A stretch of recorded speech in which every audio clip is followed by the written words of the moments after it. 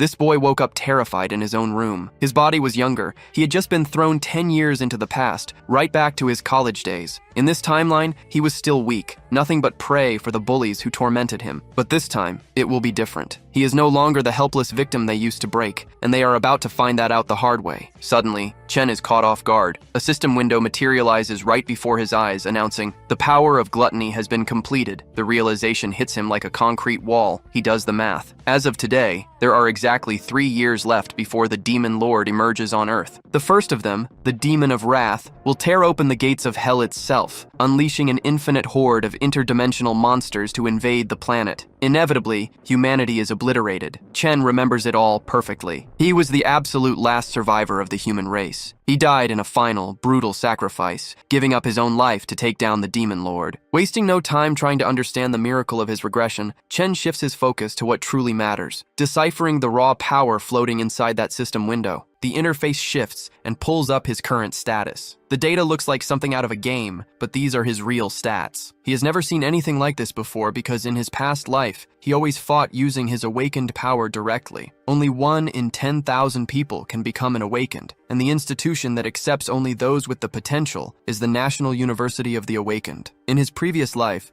Chen never managed to awaken while at university. He spent 4 years at the very bottom of the food chain, where anyone could push him around. Then a new panel appears in front of him, showing his class from his past life, Electric Assassin. He can feel power flowing through his body and wonders if the strength from his previous life came back with him. Before he can test it, the interface begins cycling through classes. The moment is interrupted when the apartment door swings open. Ma Long, a flower enchanter of rank E, steps in looking surprised. He calls out that Chen is awake and asks if he is feeling all right. Chen confirms he is fine and quietly notes that the others cannot see the interface at all. Ma Long looks him over and points out that his injuries are completely gone, which is remarkable given the beating he took the day before. Chen recognizes his roommate. Ma Long awakened in university, but always ranked last in the class. In the previous timeline, he died just 3 days after the Demon Lords descended, but now he is alive, standing right here. Only now does Chen truly feel, in his bones, that he has actually come back. Ma Long puts a hand on his shoulder and reminds him that the level test is tomorrow. He tells Chen to rest up and get ready, because even without an awakening, the test still counts toward graduation. By evening, the city is full of life. People are out talking, relaxing, exercising, just living. Chen quietly remarks that it has been a long time since he has seen this many people alive. Ma Long suggests they take a walk around the field. As they walk, Chen reflects on what is at stake. He already lost once. If he does nothing, that same desperate future will come back. He has to act now and level up as fast as possible. He thinks through what he knows. In this era, the only way to gain levels is by defeating monsters inside demon lairs, but almost all of them are controlled by the major guilds, and outsiders have virtually no chance of getting in. He looks at his current attributes and wonders how they stack up against other awakened individuals and monsters. The government created a ranking system to measure strength, and most students sit at rank E, with only a few reaching rank D. He figures he can get a rough sense of his level from his experience points, and he is fairly certain he is already stronger than Ma Long. Before that thought goes any further, a ball flies across the field and hits Ma Long square in the face. His friend goes down groaning. A man on the court spots them both immediately and comments that they recovered surprisingly fast. Ma Long mutters that it is just their luck to run into this guy. Chen says nothing and simply stares at him. The man tells them he knows they saw him playing ball here, and yet they did not bring 2 cases of drinks. Ma Long immediately apologizes and offers to go buy them right now, but Chen steps forward and cuts him off, making it clear that Ma Long has nothing to apologize for, and that the ones who owe an apology are standing on that court. Memories from Chen's past flash through his mind. He is being held underwater, drowning, while a group of delinquents torments him in a bathroom. Ma Long begs them to stop, but the ringleader brushes it off, claiming he is actually doing Chen a favor. Since Chen had not awakened yet, a little provocation was supposedly in order. His crew laughs along, though one of them points out that Chen already passed out, which takes all the fun out of it. Ma Long crouches down and checks on Chen, while the protagonist, still on the ground, wonders out loud why these people can never just leave them alone. He mutters that pure malice does not only exist in demonic lairs. The delinquent catches that and asks if Chen just said something. If so, the beating continues. Back in the present, the same delinquent seems to be picking up where things left off. Ma Long has no idea what is being said. Then Gong Cheng, a rank E awakened with the flower attribute, starts gathering his ability in his hands. Chen sizes him up internally, noting that this guy only throws his weight around because his brother runs the student council as the strongest fighter in the school, though Chen does not think that reputation is all that impressive. The crowd around them laughs in anticipation, expecting Gongcheng to put the two of them in the hospital again, calling them the most useless pair around. Gongcheng steps right up to the protagonist and demands to know what he just said. Chen tells him plainly to stop bothering them from this point forward. That sets Gongcheng off. He winds up a punch, calling Chen a piece of trash, and throws it. But Chen stops the blow cold with nothing but his fist, and the impact sends Gongcheng stumbling back, clutching his wrist in pain. The crowd goes silent. Everyone is trying to process how Chen just blocked Gongcheng's strike without having awakened at all. Gongcheng is furious that someone who is not even awakened would dare stand up to him. Chen tells him that this is actually perfect and that he will use Gongcheng to run a test. He activates his class, tripling his speed and doubling his strength. Ma Long shouts in disbelief that Chen has actually awakened, while the protagonist settles into a fighting stance. Gongcheng's anger spikes. He activates his indestructible demonic armor and taunts Chen, suggesting he has forgotten what his fist feels like. But before Gongcheng can even react, Chen is already right in front of him, landing a clean cross directly to his face. Gongcheng goes tumbling backward. The crowd cannot believe what they just saw. One punch did that. Ma Long stands there with his jaw on the floor. The onlookers start questioning whether this is even the same Chen they knew. Gongcheng, picking himself up, accuses Chen of catching him off guard and calls out to his friends, asking if they are just going to stand there and watch. The white-haired one starts stuttering, staring at the protagonist like he is looking at something monstrous. Gongcheng charges forward, declaring he will take Chen's life. Chen catches his wrist without effort, squeezes with crushing force, and pulls back his other fist. He tells Gongcheng he is far too weak. Then he unloads, throwing punch after punch before hurling the man away. Gongcheng crashes hard into the wall and ends up completely battered from the beating. From a distance, Ma Long drops to his knees, barely able to form the question of when exactly Chen became this strong. Chen takes stock of the situation. He can draw a few conclusions now. Just like before, he can switch into electric assassin mode whenever he wants. Even at level 1, he can handle low-level awakened fighters in his base state, which tells him he is already above rank E, though he cannot pin down exactly where he stands. But there is another problem nagging at him. He took down Gongcheng, so why have his status points not changed at all? He charges up a bolt of lightning in his hand, turning over a possibility in his mind. Ma Long nervously asks what he is about to do.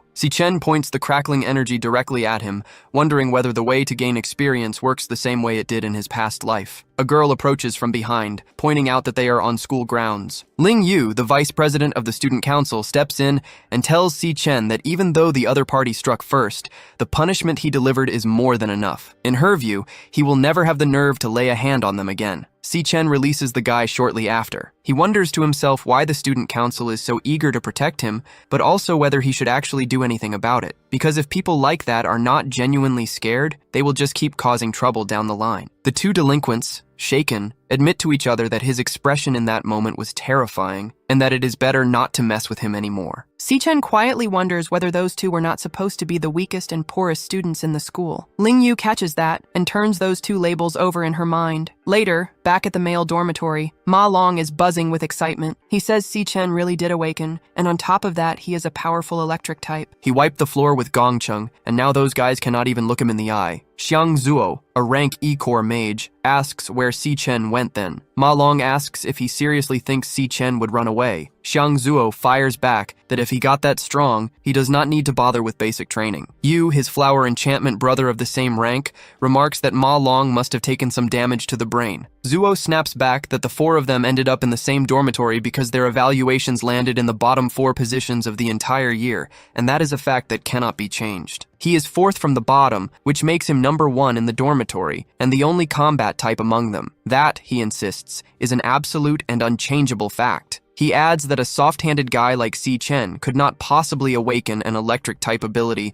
but he does feel like he himself has been getting stronger lately, and maybe he can get into a club. Yu cuts in to remind everyone that tomorrow is the last level evaluation before graduation. Meanwhile, at the rank E training den, a figure emerges. It is Gong Yan, the president of the student council. he announces that training is over for the day. As he steps out, he glances to the side and notes that his brother is still waiting for him. Gongcheng makes it clear that he cannot sleep tonight unless something is done. Chen humiliated him in front of everyone, and it is obvious he has no respect for them. Yan says he already knows, and that he will handle it one way or another. Later, Gong Yan is cutting meat while Ling Yu asks how he plans to deal with the situation. Yan says simply that his brother lost because he was weaker, then wonders aloud whether Chen is actually strong. Ling Yu tells him that he knows the level and strength of everyone in the school, that fewer than 10 students have reached rank B, and that he has recruited all of them into his club. Beyond that, no one else has a real shot at entering the den. Average awakened individuals have no path to improvement, and no one can keep up with his pace. Elsewhere, Chen is running 20 kilometers with 100 kilos of weight on him. It is basic training aimed at raising his physical quality, since the ceiling of an awakened person is proportional to their physical strength,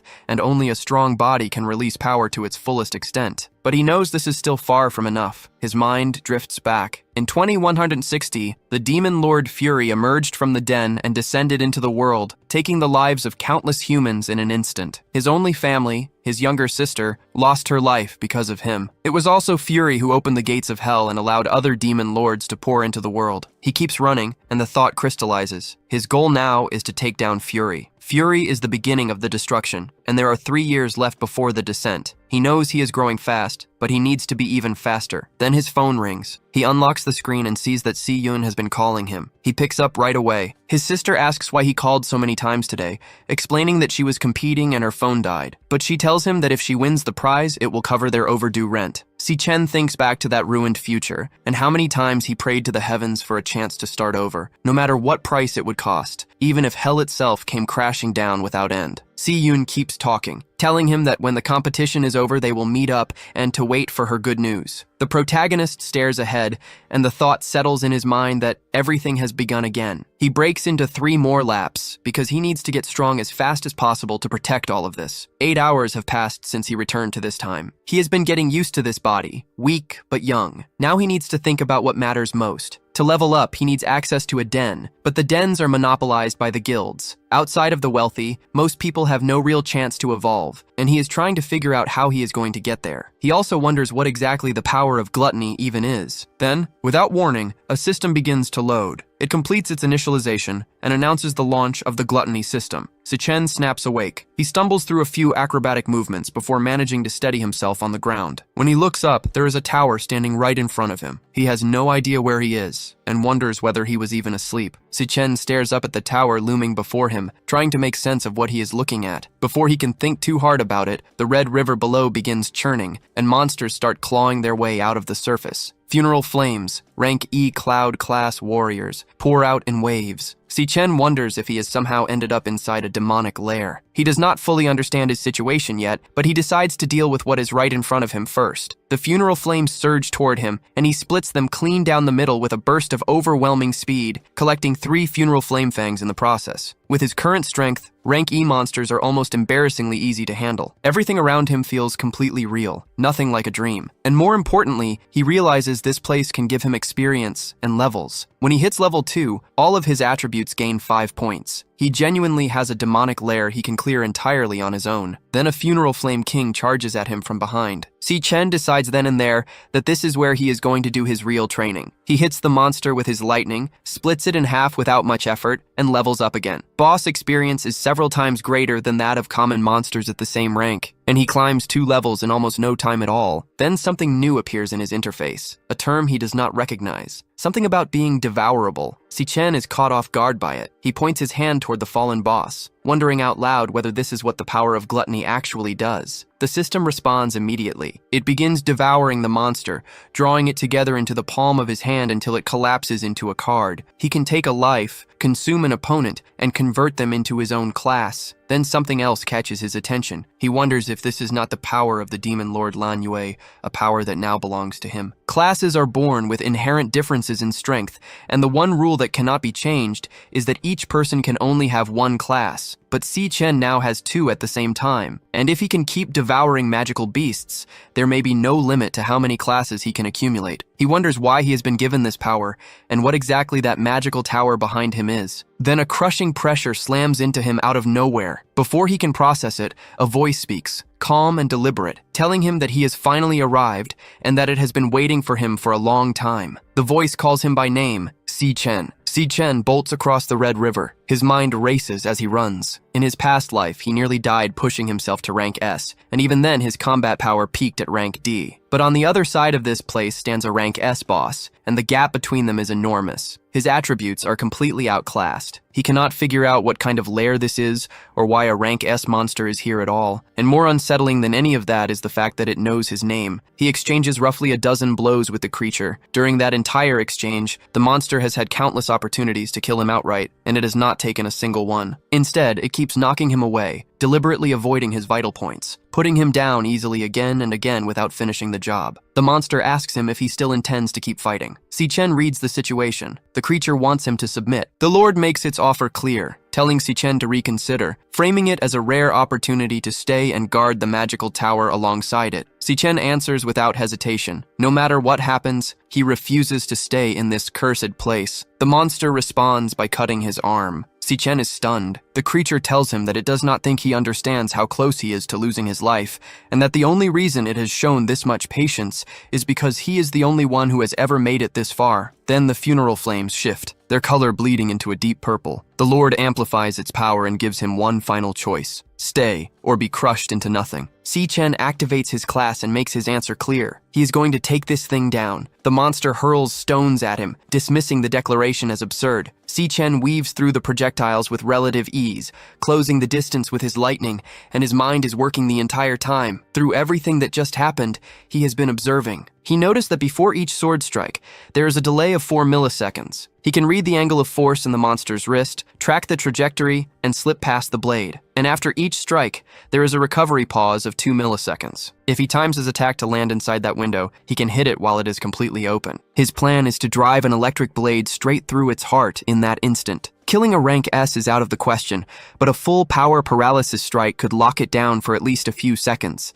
The monster is fast, which is why he never had enough distance before. But a few seconds is all he needs to get out. He has also been watching the light. There is only one light source in the entire area, and he moves toward it with his palm extended, thinking the source has suddenly vanished. The monster tells him it is a shame, and that the exit he found was just an illusion it left behind. There is no way out because this is not a demonic lair. But then its tone shifts. It tells him that finding the gap in its attack pattern that quickly was genuinely impressive. Even under that kind of desperate, suffocating pressure, Chen managed to stay cold, analyze the fight clearly, and find a thread of hope to pull on. The creature says he is exactly the kind of person who can bring hope, and it reveals itself, a Rakshasa of Purgatory, a star element warrior class monster. Chen stares at it, and recognition hits him. That face is one he has seen before, on the demon lord Lan Yue. In his past life, during the final battle against him, Chen watches as the monster suddenly transforms mid-fight, cycling through multiple powerful classes one after another, striking him with fire, then with a flower element, then with electricity. And now, one particular form triggers a sharp memory because he recognizes it. That means he was devoured by the power of Lan Yue, and the power of gluttony has since fused into his very body. He wonders if the space he finds himself in is actually inside himself. Rakshasa speaks up, telling Chen that not only does he have outstanding resistance under pressure, he is also remarkably sharp, and that he deserves to claim everything that exists in this place. Chen presses him on what exactly that means. Rakshasa then summons a key from the temporal rift and explains that it belongs to the demonic tower. Lan Yue devoured countless cruel demons over time, and the most powerful among them were sealed inside that tower behind him. Chen must devour them and grow stronger, turning their power into his own. Chen wants to know why Rakshasa is teaching him all this and helping him in the first place. Rakshasa explains that even among demons, there is good and evil, and the demon lords wiped out his clan out of pure selfishness. He has been waiting for the right opportunity to take his revenge, and he has finally found it. He mentions that a certain person was right, and that Chen is the only hope. Chen asks who that person is, but Rakshasa tells him the answers are all inside the demonic tower, and that he will have to go find them himself. Rakshasa tells him to carry the power forward and avenge what was done. Chen pushes for more, but Rakshasa cuts straight to the point. From this moment on, Chen must grow stronger, open the gate of the demonic tower, and devour everything inside it. The demons sealed within will not go easy on him the way Rakshasa did. They are the most cruel and cunning existences in this world, but he must overcome every single one of them and rise to the very top. And in the end, the demon lords themselves must be devoured. As Rakshasa begins to fade, his essence dissolving, he says that only someone like Chen is worthy of inheriting his power, and so Chen devours him, leaping all the way to level 10 in one go and claiming 2 infernal bones from Rakshasa as spoils. Chen tells him he understands, and that he will carry his will forward, making sure those responsible pay in blood. With that, he receives Rakshasa's class. Morning arrives. A voice calls out for everyone to get up, and Chen sits up immediately. Xiang tells the group they need to clear out before they hold up the dormitory schedule. Chen takes stock of himself and notices his injuries have healed completely, which makes him wonder for a moment if everything was just a dream. But his system tells a different story, and the loot he collected is right there with him. In a single night, he jumped to level 10, which likely puts him at a meaningful rank. Before he can think too much further, Xiang Zuo calls out to him, mentioning that someone yesterday was apparently boasting about being strong and planning to shake up his position as number 1 in the dormitory. He tells Chen they need to get moving, because the ranking evaluation is about to begin, and he wants to see what this person is actually made of. A little later, Chen is casually eating a piece of bread and thinking things through. The dormitory appears to be entirely Class E, but he reminds himself that each class is divided into 3 tiers, and the others are lower tier while he sits at the middle tier. The gap in strength between each tier is significant, and he figures he could handle 10 of them on his own. On top of that, since he has not been tested in 2 years, his class may have risen since then. Ma Long calls out to Chen and tells him to go all out and grab a Class D ranking, just to give everyone the shock of their lives. Chen simply repeats the words Class D to himself, letting them settle. They arrive at the evaluation site a little later, and Xiang Zuo is surprised to see how many people showed up so early. Then Gongcheng's delinquent crew starts making their way over, and the 3 of them quietly agree to keep their distance. But the tension spikes when the gang glances in their direction. Then Chen looks back at them directly, and that is all it takes. The delinquents immediately bow and greet him as Brother Chen. Xiang Zuo is baffled, wondering why they are being so deferential, and starts thinking that maybe what Ma Long said was actually true. Chen just keeps walking, completely unbothered. Then a voice stops him. Chiang Di, a member of the student council, steps forward and mentions that he heard Chen had a run-in with Gongcheng, and that he is aware Chen is the biological brother of the esteemed council president Gong Yan. From a distance, onlookers murmur among themselves, noting that Chiang Di is not just some lackey of the president, but a genuine Class D figure, and wondering why someone like him would bother getting involved with Chen. Chiang Di then tells Chen that his sense of smell is exceptionally sharp, and that he can detect the scent of someone truly powerful. But as far as he can tell, Chen only smells like someone who will be at the bottom for the rest of his life. Things kick off with Chen throwing a pointed remark at Chiang Di, essentially asking if he is some kind of dog. Chiang Di flares up immediately, demanding to know what he just said, but before the situation can escalate any further, a third voice cuts through and shuts it down. Gongyan steps in calmly, explaining that he looked into what happened and that his brother was in the wrong from the very beginning. In his view, paying for your mistakes is only fair. He holds the 2 of them in his gaze for a moment, then the tension quietly settles.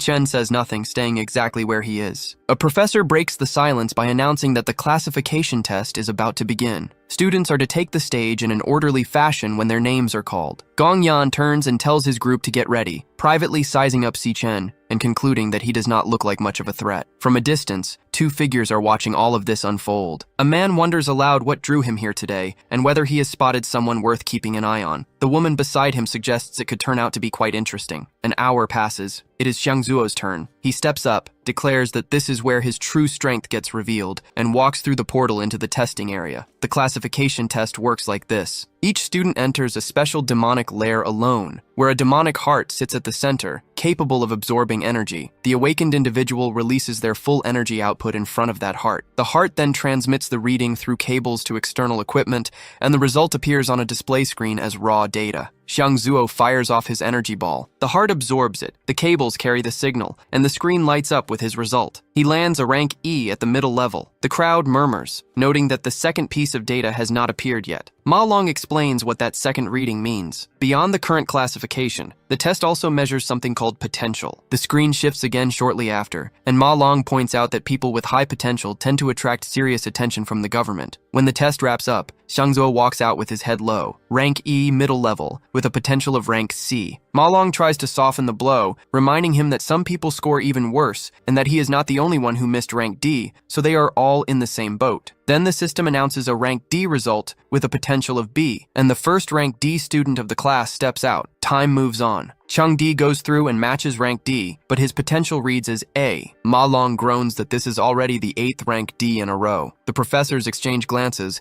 noting that this year is producing an unusual number of rank D talents. Even at the lower end of the spectrum, that kind of result is rare for students with no prior field experience. The next name up is Gong Yan. He moves quickly into position. The whole room buzzes with anticipation. This is the student council president, the young master of the Imperial Guild. Chen watches from where he stands. People in the crowd remind each other that Gong Yan already hit rank D 2 years ago during a prior test, and that the highest classification on record for this exam is rank D middle level. Inside the demonic lair, Gong Yan opens his eye just slightly and extends his hand. He thinks it through carefully. The real impact will come during the practical exam, so right now he only needs to hold back part of his strength. Even so, he is certain he will come out on top. The numbers on the scoreboard begin to shift. One of the professors notices the color is different from anything they have seen before. Gong Yan's result locks in as rank D superior, with a potential of rank S. The room erupts. People can barely process what they are looking at. He is already the top student at the school, so something extraordinary was expected, but this is on another level entirely. Ma Long is practically beside himself,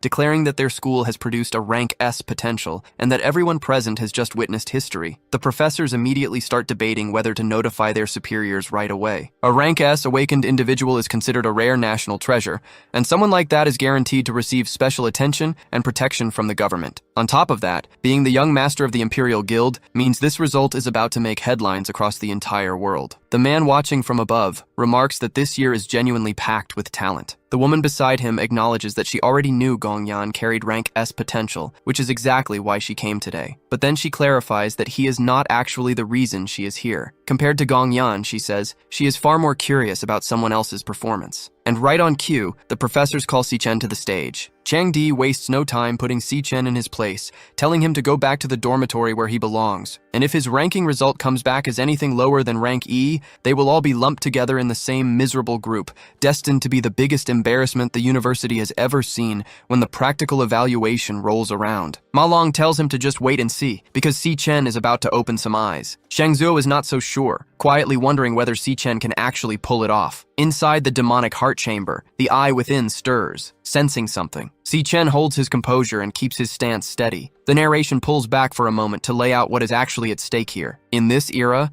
the best path forward for any awakened individual is joining a high-level guild, and the only real shot at that is through the practical evaluation. Teams of up to 10 people can enter, and candidates are free to choose their own members. Every member of the team that finishes in first place gets recruited by the Imperial Guild, the single best guild in the entire country. So beyond just ranking each participant, the evaluation serves an even bigger purpose than that. Chang Di laughs and points out that this is Yan Lin, a rank D inferior. And just like that, his 10-person team is complete, 9 rank D members alongside Gong Cheng. In this kind of environment, it is only natural that the strongest cluster together and the weakest get pushed out or cut entirely. Ma Long starts to wonder out loud. Chen has been in there for a while now, and there is not a single sound coming from inside. Before long, people start filing out of the chamber. Chang Di dismisses whoever is left, calling them garbage and saying there is no point waiting around. Gong Yan calls for the rest of the team members to gather as well. Then the ranking appears on the display screen. Rank D superior. The room goes quiet for a beat, then erupts. Everyone is stunned. The result is completely unexpected, and Chang Di cannot make sense of it either. Inside the chamber, the demonic heart panics and demands the test be run again. Chen takes stock of the situation. He used nothing but his base body for that. No class swap at all, and it already registered as rank D superior. So he decides to push further and switches into a class. His ranking begins to shift again, climbing to rank C mid-level. The crowd outside gets even more rattled watching the number go up a second time. Chang Di insists there must be something wrong with the equipment. The professors start questioning whether there is an internal system error. The heart keeps throwing errors and demands another retest. Chen reasons that his other classes should be sitting above C, so he goes ahead and activates the Rakshasa, his most powerful one. The heart reacts with visible alarm. Outside the chamber, a dark and oppressive energy begins to gather, completely shifting the atmosphere of the entire area. Everyone looks up, unsettled, trying to figure out what they are feeling. Xiang Yue says quietly that today is going to go down in history. Chen's potential begins to surface. The ranking hits S immediately. The crowd erupts in disbelief. Gongyan looks shaken. But then the system throws another alert. A second S appears on the screen. The system cannot detect the actual value of his potential because the maximum load has already been exceeded. Everyone is screaming about an SSS rank. Then an explosion goes off inside the chamber. A professor sprints toward the entrance, shouting that the demonic heart has overloaded and that the student inside could be hurt. He rushes in and finds Chen standing there, staring down at the ground with a look of surprise. The demonic heart has lost its life. The professor wonders aloud whether it was simply used for too long today.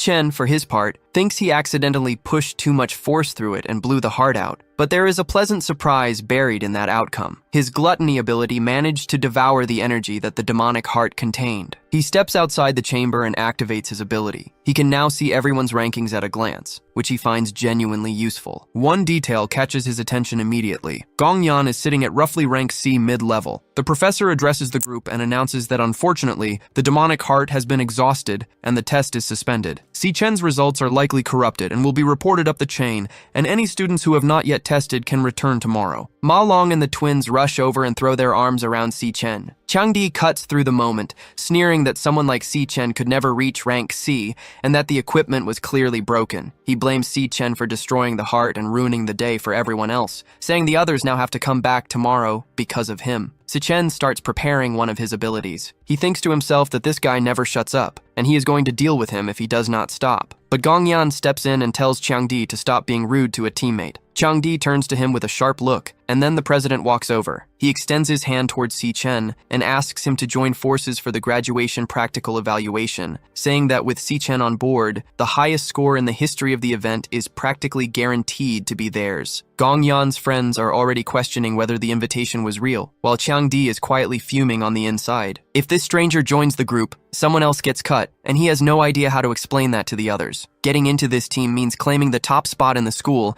and there are people who couldn't buy their way in even if they tried. So why does this guy get a personal invitation from Gongyan himself? Still, disrespecting Gongyan is not an option. Changdi swallows his frustration and places a hand on Chen's shoulder, telling him that since the president himself extended the offer, he is welcome among them.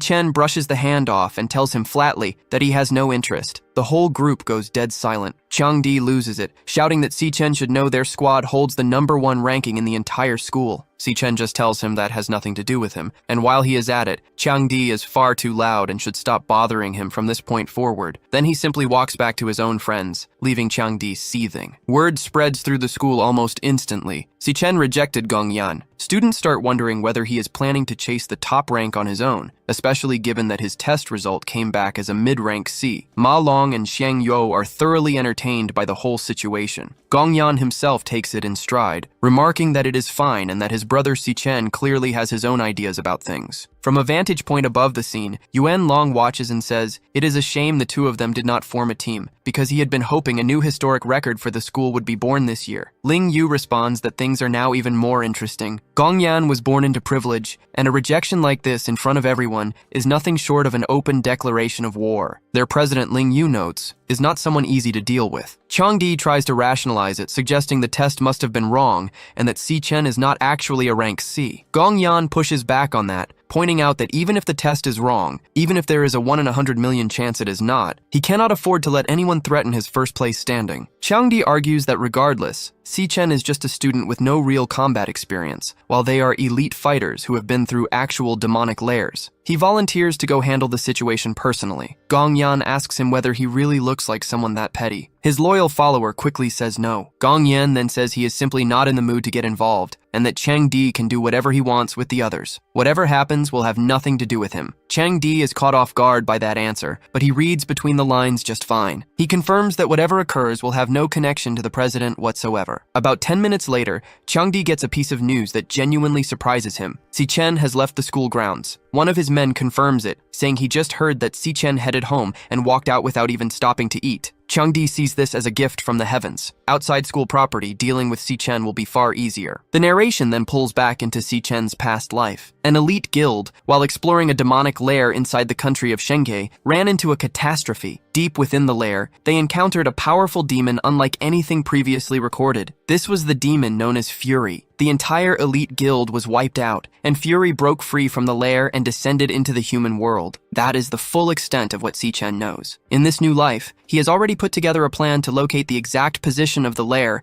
where Fury resides as quickly as possible. But to set that plan in motion, he needs a significant amount of money. The Mithril Monster Market, run by the Mithril Guild, is going to become the largest supply market in the country in the future. Weapons and equipment are critical factors in determining the strength of any awakened individual, and the monster market is the essential stop for buying and selling. For Chen right now, it is also the fastest way to get his hands on cash. At the market, an analyst looks over what Chen has brought in and asks how a student managed to get his hands on funeral flame fangs. Chen says they dropped from a monster. The analyst says he has never seen that before. A girl steps in and says that if she is not mistaken, these are the drops of a rank E cloud type magic beast called Funeral Flame. According to the records, they can be used to craft a rank E core or ground into powder. The analyst wonders aloud how that could possibly be worth anything significant, then reminds himself that their market runs on VIPs, and the clientele here are awakened individuals of standing. It is perfectly normal not to be familiar with rank E materials. He thinks to himself that high-level clients have been scarce lately, and at this rate he wonders when he will ever make supervisor. He always seems to end up with difficult, low-profit customers. Better to pass this one off to the new girl. He tells Xiao Li to handle the rest of the process for this client. Xiao Li hands over the payment and asks if there is anything else she can help with.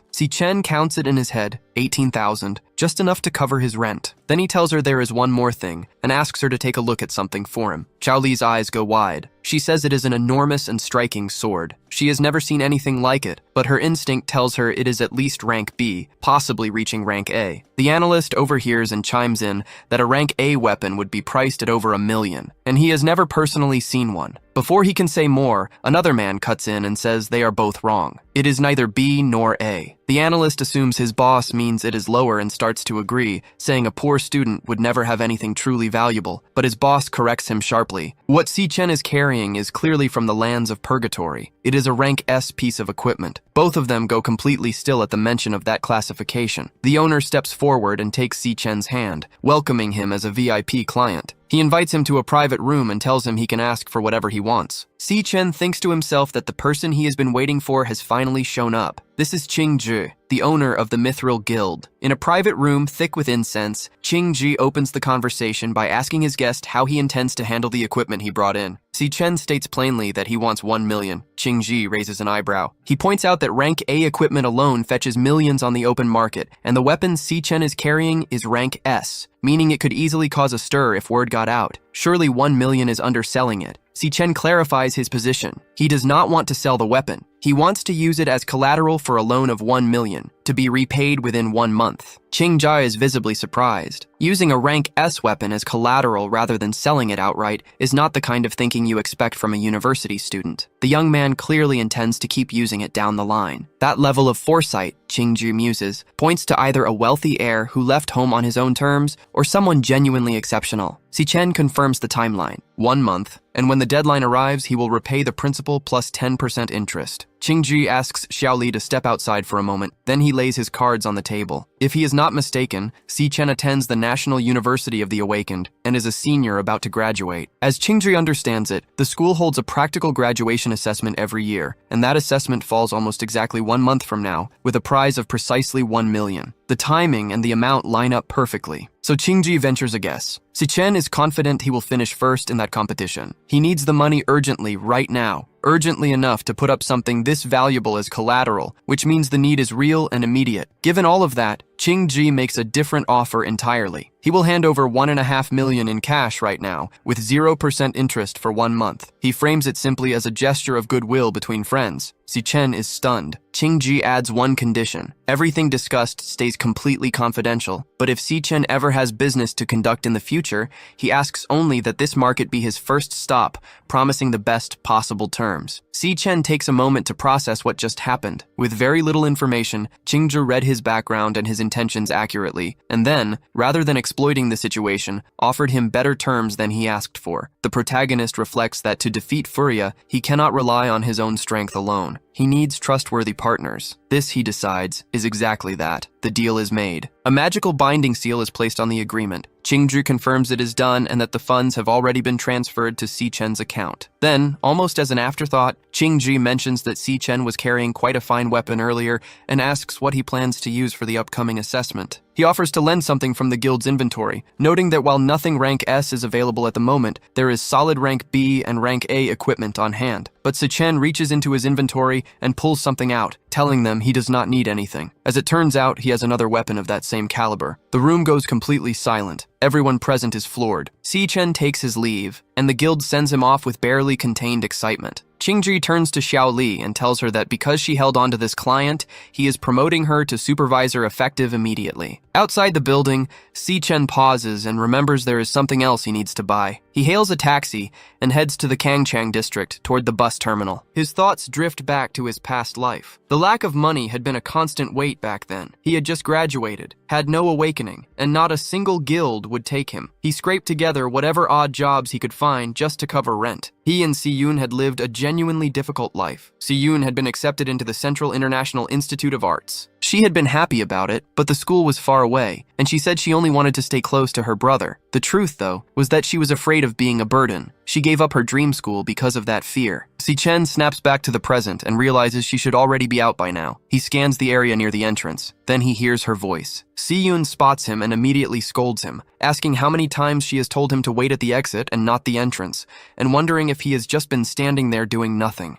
Chen thinks to himself that 7 years have passed. Siyun shoves her luggage toward him and tells him to carry it, then stops and asks why he is just standing there looking dazed, wanting to know if some girl turned him down. She tells him they need to get home and mentions that the road to the exam was absolutely chaotic. Chen pulls her into a tight hug. 7 long years, he thinks. He is finally looking at his sister again. Siyun yelps, jabbing him in the ribs and telling him he is going to crush her if he squeezes any harder. She says he has been acting strange lately and tells him they need to go. Chen makes a quiet promise to himself. In this life, he will never let her suffer again. Elsewhere, Changdi is watching the road Chen takes on his way home. He tells the others with him to hold their position and wait. The moment Chen shows up, they move. He intends to make sure Chen understands exactly what happens when someone crosses him. Chen's subordinates warn Changdi that members of the council are on their way, and if things escalate too far, the protagonist could end up in serious trouble. But Changdi is not interested in backing down. He makes clear that all he wants is to teach Chen a lesson, though the sheer audacity of the situation is already getting under his skin. A rank E, nobody daring to get in his way, is something he simply cannot let slide. He thinks back to the moment Chen told him to stop making noise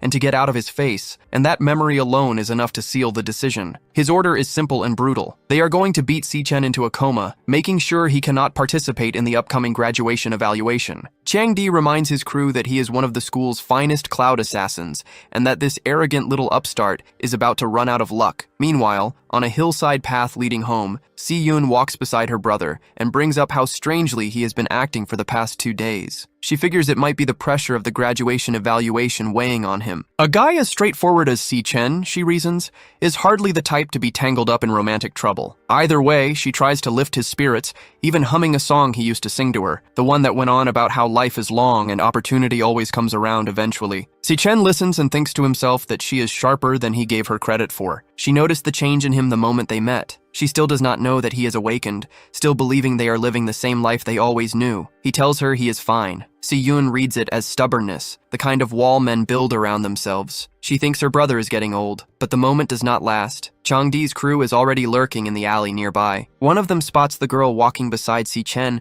and wonders where she came from. Changdi sees it as a gift. The alley has no cameras, and he notes with satisfaction that the siblings are not going to have a good time tonight. Chen senses the hostile energy from a distance. He clocks them immediately as members of the student council. The fact that they have come all the way here, to this place, genuinely offends him. Without a word, he pulls out an earbud and places it in his sister's ear. He tells her there is a song he has been listening to on repeat and that she should give it a listen. Si-yoon finds it odd, since when does he care about music? But the melody starts to pull her in almost immediately. She thinks it feels like it carries someone's emotions inside it. The moment she is settled, Chen turns around and walks straight toward the group, his demonic heart already activated. He sizes them up quickly. 5 rank E fighters and Changdi himself at rank D. The music keeps playing softly in Si-yoon's ear. The delinquents move in, and Chen thinks about the year 2160, about losing his last remaining family member, about the 7 years that passed before he could see his sister again. That thought alone floods him with a fury that goes well beyond anything ordinary. He wants to know how they dare ruin this moment. He launches forward at full speed. The first kick connects with someone's head with almost contemptuous ease, sending the man flying. Then the next.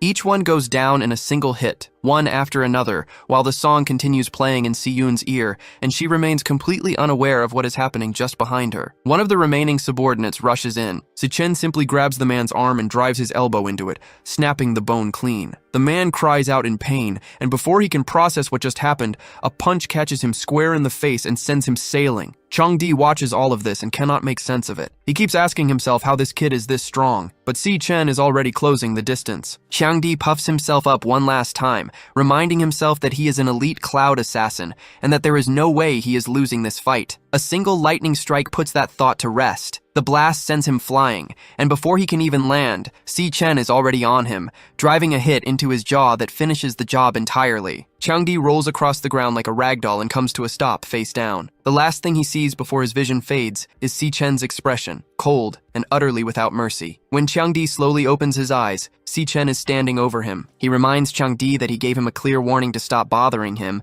and then asks with genuine curiosity whether the man simply does not understand plain human language. Changdi is in rough shape. His ribs are broken, he can't feel his legs, and the test results have made one thing undeniably clear. Chen is no rank D. Changdi starts to apologize, but Chen cuts him off immediately, pressing a blade toward him and making it plain that if he makes another sound, there will be consequences far worse than a broken rib cage. Changdi studies the look in Chen's eyes and knows there is no bluff there. This is just a student, and yet the bloodlust radiating off him is something else entirely. Chen tells him to burn every word of what comes next into his memory. He has no interest in trash that wants to rot quietly on its own, but the moment anyone threatens his sister's safety, or even dares to show up in her line of sight, he will make them disappear one by one without a second of hesitation. Changdi trembles. Chen turns and walks away, the music still playing softly in the background. Si-yoon is listening to that same music, and something about it makes her feel a deep, quiet loneliness. She wonders why she even put it on, because it makes her want to cry. It has been a few days since she last saw her brother, and she can sense that something happened, though she was not there with him. When he finally appears, she turns to him and tells him she hates it when he does that, when he disappears without a word. But Chen holds out a box and tells her it is a gift. She opens it and immediately recognizes what is inside, a holographic magic drawing pen. And not just any model, it is the latest release from the Drago group. She wants to know how on earth he got the money for something that expensive. Chen, for his part, thinks quietly about his past life, about how he could not protect her then, could not even protect her dream. But in this life, things will be different. He will protect everything that belongs to her, and the delinquents are already dealt with. Back at home,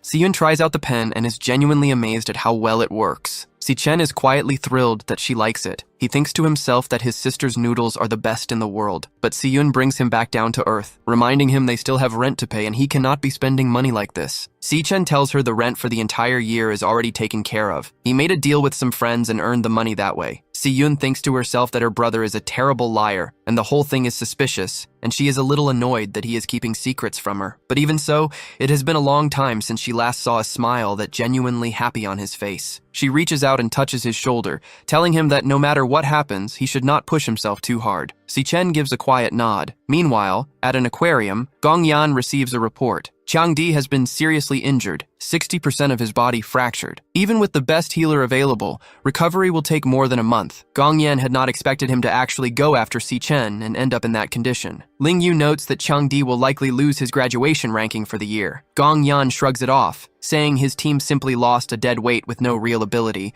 Then someone approaches. Gong Xuan, the director of the office, brings news about Si Chen. The internal results from the last evaluation test have been confirmed. Si Chen is a genuine rank C, the only student at the university ranked higher than the student council president. Gong Yan is visibly surprised. Gong Xuan continues, explaining that their father has invited the president of the alliance to attend the upcoming event, and they cannot afford to let anyone steal the spotlight. If it comes down to it, he will ask his niece to fill the slot. With everything arranged the way it is, it should go smoothly. But Gong Yan tells his uncle he is worrying too much. Everyone must think Si Chen used his full strength in that test, but Gong Yan is not concerned. He intends to show the entire school exactly who the strongest student here really is. At 11 at night in the male dormitory, Si Chen steps out of the shower after completing a training run of 100 kilometers. The money problem is resolved, things are stable, and he figures he can begin his real plan in earnest after graduation. His next objective is clear: secure the 1 million champion scholarship at the graduation evaluation and use it to repay the debt to Qingji. That debt must be honored because he is going to need Qingji's help badly in the future. He lies down in bed, thinking that there is less than a month left before the evaluation, and he still has several levels to climb. As sleep takes him, his gluttony system activates, pulling him toward the Tower of Gluttony. He approaches that familiar door, turning over what the test results revealed. His weaker class sits at a solid mid-tier rank C, but his stronger class, Rakshasa, never fully displayed itself. It is rank S, yet he cannot draw on its full power yet, and its true ceiling remains unknown. The rankings of both classes are still unresolved. He takes the temporal rift key and uses it on the door to the demon tower. As he steps through into that swirling violet mist, Si Chen is completely awestruck by what he sees on the other side. Si Chen finds himself on the plane of the falling star, and the moment he steps in, something slams him down. A crushing pressure forces him to his knees,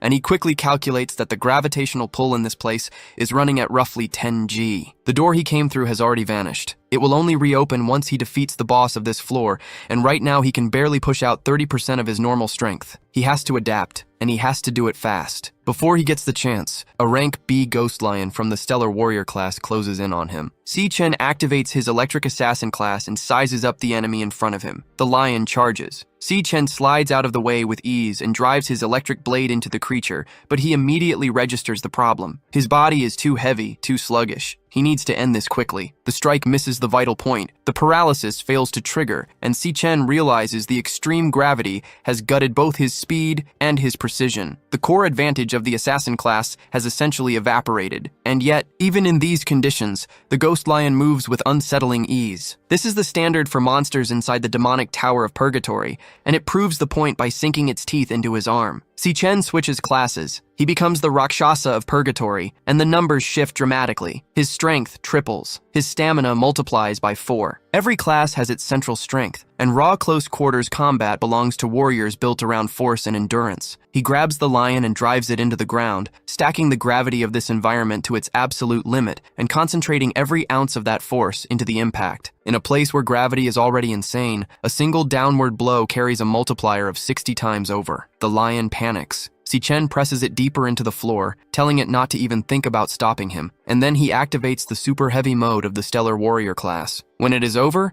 he is flat on his back beside the wreckage, breathing hard. He collects a ghost lion bone from the remains and gains a level in the process. He takes a moment to think through the class system. Each star on a card represents an attribute multiplier, and the more stars a card carries, the greater the boost when switching into that class. The Purgatory Demon card holds more stars than the Lightning Assassin, so after that switch he was operating at a slightly higher ceiling. Even so, against a rank B monster, he had to use absolutely everything he had. Neither class has broken through rank B yet, and that much is clear. Then something else becomes clear. He looks around and notices the system never displayed a devourable tag after the kill. The gate to the next floor has not appeared either. The realization hits him before he can finish the thought. A black hole tears open behind him. Creatures pour out of it, lurking at the edges of the dark. Si Chen understands now that the ghost lion he just fought was nothing more than a common monster. The true lord of this floor has not shown itself yet. The lion bites into his shoulder. Others rake across him from every direction. and in this moment,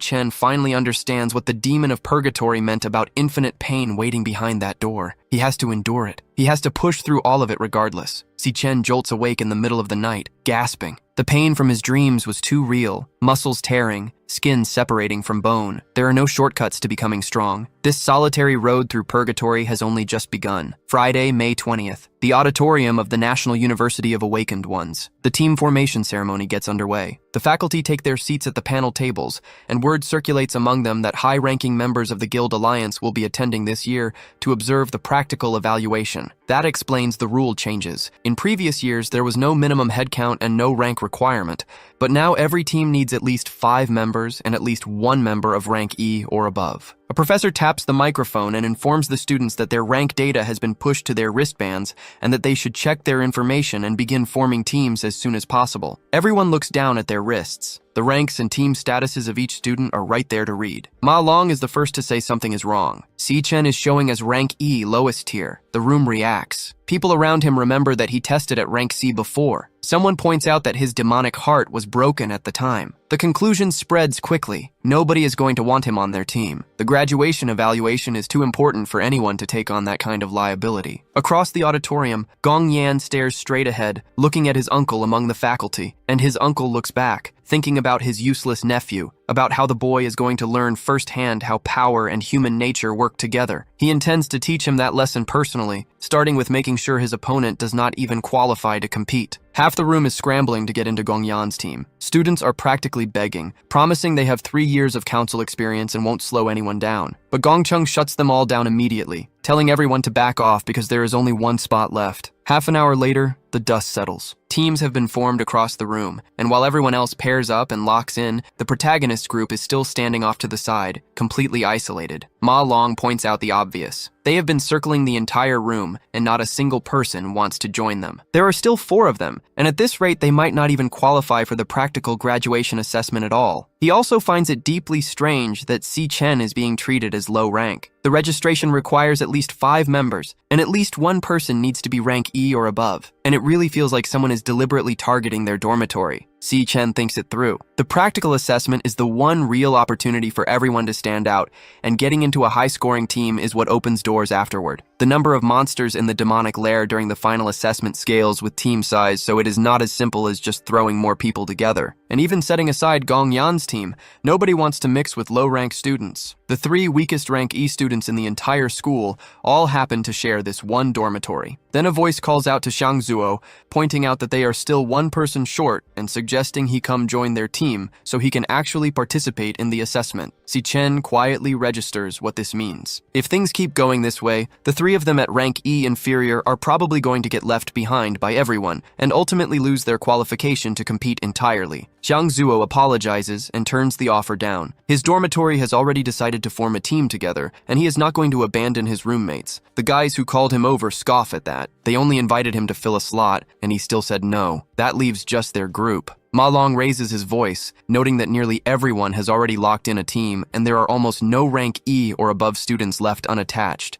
Chen glances to the side, his demonic heart active. He is thinking that they are still 1 person short and nobody is coming, and he also notices that the professor shares the same surname as Gong Yan. Changing such an important assessment rule on a whim and falsifying his actual rank just to prevent anyone from teaming up with him feels like a direct threat aimed at Gong Yan. But Chen has already decided he is participating in this assessment no matter what, and since they are sabotaging him this openly, he sees no reason to play nice. There is more than one way to prove strength outside of the assessment. Ma Long asks what exactly he is planning. Chen thinks about it. Schools for the Awakened have always maintained a special tradition to help students sharpen their classes and their combat instincts. In any environment, a one-on-one challenge can be initiated, known as an X1. It is an extremely provocative move, but it is also the most direct way to demonstrate strength in front of everyone. Faced with a challenge like that, most people would back down, but Gong Yan is not going to refuse. And if Chen dismantles him completely, anyone chasing a high score is going to come running to join his team. Before he can act on that, Ling Yu speaks up. She calls out to Chen and asks if his team is still incomplete, adding that she would also like to take part in this year's practical assessment. She was already rank D back in middle school, so joining his team would not be a problem. The entire room turns to look. Everyone is wondering when Chen got close to her. Gong Cheng stands up immediately, demanding to know what she means by that. Across the room, a professor chokes on his drink. Ling Yu walks over to the protagonist as the room buzzes. People are noting that she is an exchange student whose background has always been a mystery, but the word is that she is a prodigy from the country of Shenke. The professor steps in. He questions why she would help someone she does not even know, and warns her that as an exchange student, she does not have the qualifications to participate in the assessment. On top of that, she has never taken a rank test since transferring. There is no report confirming her current level, and her participation would be a violation of the rules. Yuan Long appears and agrees with him. Gong Xuan stands up, visibly surprised, and asks why the director is here as well. The director addresses Ling Yu directly. She is here on an exchange program, and he wants to know why she would get involved in something like this.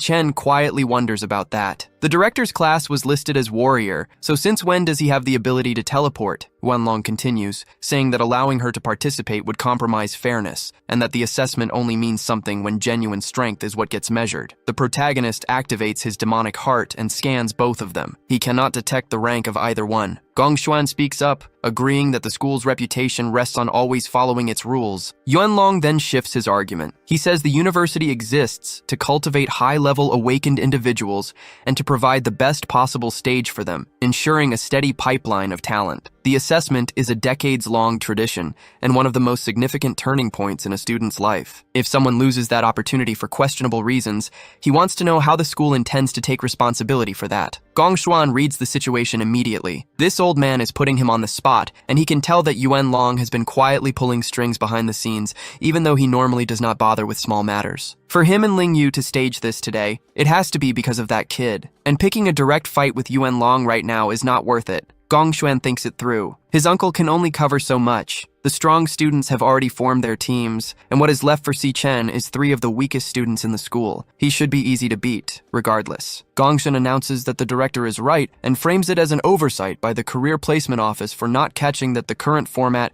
could leave students without a path to participate. He then declares that teams with fewer than 5 members or without a rank E superior are now eligible to register. With that, the dormitory officially forms their team. Everyone celebrates the fact that they are in. Yuanlong remarks quietly that Ling Yu's interest in Chen runs deeper than he had anticipated. He lays it out plainly. On one side, the strongest team in the school's history, led by Gong Yan. On the other, Chen and his 3 roommates carrying the lowest ranks in the building. Yuanlong says he is genuinely curious which lair they will choose and what score they will manage to pull off. With team formation complete, each captain can now select their demonic lair. Then, a notification hits Yuanlong's tablet, and he is caught off guard by how fast it came through. He checks it and sees it was Chen's team that just submitted their selection, and the lair they chose is a difficult one. Chen's friends are completely rattled. They are telling him to cancel it immediately, asking if he has any idea what he just signed them up for. Chapter 14 opens with some crucial context about how the graduation practical exam actually works. For the first time, students enter a real demon lair as a team, and points are earned by defeating lords and common monsters inside. The difficulty scales with the lair's rank, and so does the score multiplier. A rank F lair caps out at 75 points, while a rank E lair can, in theory, push a team to 100. The team with the highest score walks away with offers from the Imperial Guild, and the team MVP gets something even sweeter, a management position in the guild handed directly to them, plus a prize of 1 million. The all-time school record sits at 90 points. Set years ago when the school's most celebrated genius, now the leader of the Emperor's squadron, graduated. That record was set in a rank E lair, which is already considered brutally difficult. Most people assume that Gong Yan's team is the one most likely to challenge it. Then someone notices that another team has already locked in their lair selection, and they did it fast. It was Chen's team, and the lair they chose is rank D. The room goes quiet for a second before it erupts. Everyone turns to look, some in disbelief, some convinced he must have hit the wrong button. No graduating student has ever completed a rank D lair. Ma Long is the first to say out loud what everyone is thinking, that Chen has lost his mind and clearly has no idea what he just signed them up for. Shang Zhou crouches down, muttering that their teammate is a lunatic, and quietly wonders whether there is still any way to get out of this team arrangement. Ma Long pushes back directly, asking Chen whether he actually thought this through, because this is rank D they are talking about. Chen says he did think about it. Then Gong Yan's group makes the exact same call. Every member of that team confirms the rank D selection officially, and the school erupts again. 2 teams going rank D in the same year is unheard of. Someone in the crowd says this year is going to be something else entirely. Not everyone is impressed, though. A girl cuts through the excitement, telling people to stop acting like big fish when they are anything but. She says they should take a hard look at their own strength before posturing, because at the end of the day, this looks more like a grab for attention than a real plan. A guy nearby adds that Chen's teammates are never going to agree to this, and that he has barely warmed his seat at this school before already starting to fall apart. Ma Long stares at Chen in silence. He takes in the look on Chen's face, the conviction in his expression, and the weight of the presence coming off him. He thinks about the fact that Chen only recently started showing this kind of intensity, and that for the entire time they have been at this school, Chen was the one Ma Long looked out for. He sits with it for a few more seconds, then makes his decision. 4 years together, he says, and he is not stopping now. He is in. Shang Zhu follows, saying they are already in deep trouble anyway, so they might as well go all the way and see what a rank D lair actually looks like. His brother immediately gets worked up about being the last one to agree, pointing out that he is supposed to be the head of their dorm. But he accepts too, saying that whether this is madness or not, they are going in together. With that, every member of Chen's team is officially confirmed. Chen calls out to his friends and apologizes, telling them plainly that he chose rank D because he wants to be the MVP. That gets Gong Yan's attention. Chen says they are going to take the highest score together, but Gong Yan cuts him off immediately, making it clear that the MVP title belongs to him. Chen turns away as Gong Yan declares that there is only room for one strongest person at this school. Ling Yu watches the exchange with visible surprise, noting that this is the first time she has ever seen that particular expression on Gong Yan's face. Whatever rivalry existed between these two before, it is fully out in the open now. Yuan Long observes that youth has no fear of the unknown. The girl from earlier is less poetic about it. She points out that even if Chen is rank C, carrying an entire team through a rank D lair on his own is simply not possible. Yes, the rank D multiplier is 3, which means a theoretical ceiling of 150 points, but the difficulty is several times greater than rank E, and with the current strength of Chen's team, this choice is not the sensible one. Wenlong acknowledges that there are only about 2 weeks left before the practical exam begins. There is no time for any real growth in that window. She says she hopes that when the moment comes, Chen and his team at least manage to hold their own. 17 days remain before the evaluation starts. Ma Long watches the team spend their days doing something completely different from everyone else. While other students are drilling elemental power and running virtual monster simulations, Chen's group is doing something that looks more like raw physical conditioning. Ma Long asks why, pointing out that their graduation exam is not a triathlon. Chen explains his thinking. No matter how much they grind elemental power or run virtual combat drills right now, it will not matter, because all of that is controlled practice. When they step into an unknown demon lair and come face to face with a monster they have never seen before, when real fear hits them, what decides the outcome will not be theory. It will not be combos they improvise on the spot either. It will be instinct. The stamina, the explosive power, the reaction speed they are building right now, that is what sharpens instinct. The school's simulations help very little. What actually makes the difference is facing a real demon lair, but ordinary people like them do not have access to real training lairs. Chen keeps going. The people with access to every advantage and privilege have always been the ones born into it. They do everything they can to widen the gap between themselves and everyone else, just to stay on top of people they have been above since birth. There are things others cannot reach no matter how hard they chase them their entire lives. Xiangzhou asks what people like them, people who have nothing, are actually supposed to do about that. Chen's answer is simple. They walk into the Imperial Guild with the highest score in the exam, and they leap over every class barrier standing in front of them. The graduation evaluation is the one real chance to pass everyone, and it is his chance to pass them too. He tells his teammates that he is going to do everything it takes to keep the promise he made to them, and that they are going to win. With 15 days on the clock inside the Dream Magic Tower, Chen wastes no time throwing himself at a lion beast. He takes a hit straight to the mouth and gets hurled back by its claws, but he keeps going. 10 days out, the group is still running drills without rest. Gradually, Chen starts picking off the phantom lions one by one, while Gong Yan cuts through monsters with his katana. At the 5-day mark, they are grinding through physical conditioning, and then the days blur past at a relentless pace. 3 days, 2 days, until Chen finally breaks through to level 16 by defeating the beasts. With just 1 day remaining, he makes it clear to the group that the real battle is only just beginning. On the day of the practical graduation assessment, a drone addresses all the participants. Chen adjusts his gloves as the group gets into position. The drone formally introduces itself, instructs everyone to check their wristbands and confirm their equipment is properly secured, and announces that the evaluation has officially begun. Meanwhile, over at the National University of Awakened, near the administrative building, Yuan Long remarks that it has been a while since he last saw Director Yuan. Gong Lin apologizes for keeping him waiting. The students watching nearby are already stunned just by Gong Lin's presence, recognizing him as one of the co-founders of the Imperial Guild and someone who carries serious weight. But the real question on everyone's mind is who exactly is still inside that car, because whoever it is managed to pull both a guild founder and the university director out to personally receive them. The answer steps out with red hair, Carl Cavendish, vice president of the World Guild Alliance. The crowd can barely believe it. People go their entire lives without ever seeing someone like that in person, and it suddenly makes sense why the administrative building was cleared out today. The Guild Alliance is the single most powerful organization in the world right now, and a recruitment offer from them changes a person's life on the spot. Gong Lin's uncle briefs the group,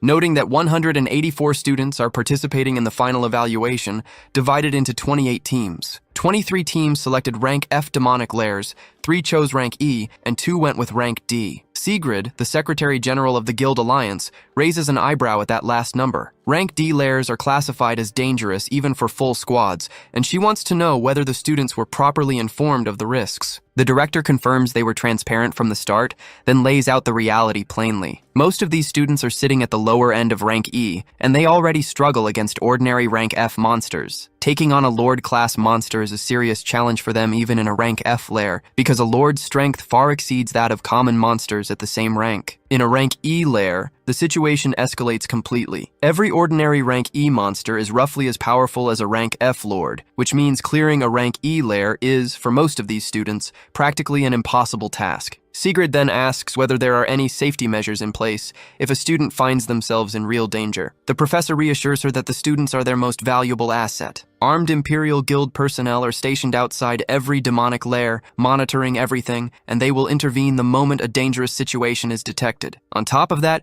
each wristband has a teleport function built in. If a student activates the command, they are instantly transported out of the lair. One student has already used it and withdrawn from the evaluation. Sigrid acknowledges all of that, but circles back to the 2 teams that chose rank D lairs, noting that the school really does seem to be full of talent. She says she is genuinely looking forward to seeing how they perform. The professor, privately, is thinking the same thing, though with a very different expectation. He gives those kids a few minutes before they come sprinting back out. Chen's group arrives at their location, the Cloud Forest Summit Lair. A phantom bat monkey appears above them. Chen immediately identifies it as a cloud-type magical beast, explains that they specialize in coordinated aerial assault with fast diving strikes, and tells the group to stay sharp. The bat monkeys launch their attack at full speed, diving straight toward the group. Chen calls out a warning to his teammates. Xiang Zuo dodges one of the strikes, and the rest of the group follows suit. They are barely processing the fact that they just survived a rank D attack when one of the bat monkeys drops to the ground. Xiang Zuo stares at it, then calls out to Chen in disbelief. In a single instant, Chen has taken down 3 rank D monsters entirely on his own. Chen makes the call quickly. The way things stand, a direct confrontation with these creatures is off the table. He tells the group to stay close, stay together, and let him handle the rest. Then he launches himself forward in a burst of lightning. The others scramble to avoid the monsters closing in around them, and it is not easy. Xiang Zuo takes a hard hit into a tree, his back slamming against the bark. In that moment, a thought cuts through the chaos. All that time he spent training his reaction speed and explosive movement, he had done it to survive, not because he ever expected to be fighting on the other side of something like this. He had always been the one in charge back in the dormitory, and now here he was, being carried through a crisis by someone else. The bat monkeys keep pressing toward the protagonist, but Chen cuts through them with almost unsettling ease. Watching it happen in real time, Xiang Zuo has to admit something to himself. When Ma Long had said Chen was strong, Zuo had not believed it for a single second. But seeing it with his own eyes is a different thing entirely. This guy is far too capable to be just another undergraduate. He carries himself like someone who has already lived through a real war. The trust Zuo feels toward him builds fast, maybe too fast, and before he realizes it, he has fallen behind. Then Xiang Yuo calls out a warning. Another bat creature is coming from behind, but Zuo is already moving. He channels his fire ability, seizes one of the monsters by the leg, and incinerates it with everything he has. As he does, he tells his friends plainly that they cannot afford to become dead weight on Chen's back. This evaluation is not just about Chen proving himself. It is their turn too. Xiang Yuo takes that to heart immediately. He agrees with his brother and activates the flower nail prison enchantment, binding one of the bat monkeys in vines. The creature strains against the hold and manages to break free, which clearly catches Yuo off guard. Ma Long steps in without hesitation, casting the freezing breeze cloud enchantment and announcing that he has managed to slow the monster down. He tells the others to move together now. Yuo is not about to let it escape and says as much. The three of them combine their abilities on the bat monkey and shout for Xiang Zuo to go. Zhu winds up, announces that this is it, and fires a converging explosive flame projectile, the kind that belongs to a core mage. The blast connects. The bat monkey screams, its face scorched, but it is still standing. Zuo fires again and again, noting that this thing is absurdly durable. He keeps hitting it, wearing it down, until Yuo warns that they cannot hold the situation much longer. Ma Long confirms they are at their limit. Zuo steadies himself and declares that he is going all in. He names it clearly as his full power strike, a converging explosive flame projectile at maximum output, and lets it fly. The evaluation drone announces the successful kill. The bat monkey is down. The group erupts. They actually did it. They took down a rank D magical beast. Chen looks genuinely surprised. The others can barely believe what they just pulled off, and Zuo plays it cool, saying it was not so bad after all. The protagonist congratulates them on the solid work, and the drone follows up with the confirmation that every common monster in this demonic lair has been eliminated. Back wherever the observers are watching from, the executive director is visibly shaken. He cannot wrap his head around how a group of allies with zero real combat experience just managed to kill a monster ranked above their own level. Gongyan's father says nothing, his expression unreadable. Carl Cavendish, however, speaks up. He says the young man performed exceptionally well. And beyond that, he adds, this particular young man reminds him very strongly of an old acquaintance. Gong Lin is caught off guard when someone asks if the name is Chen, saying they will remember it. Standing beside him is his uncle, the director, who quickly turns the group's attention to the other team, the one that chose a rank D den, which has already reached the intermediate section. Meanwhile, Gong Yan's group keeps pushing forward. Sigrid notes that their coordination is flawless, like a professional guild squad. Carl adds that this year's graduating class is genuinely high level. Gong Xuan watches and thinks to himself that the battle has barely started,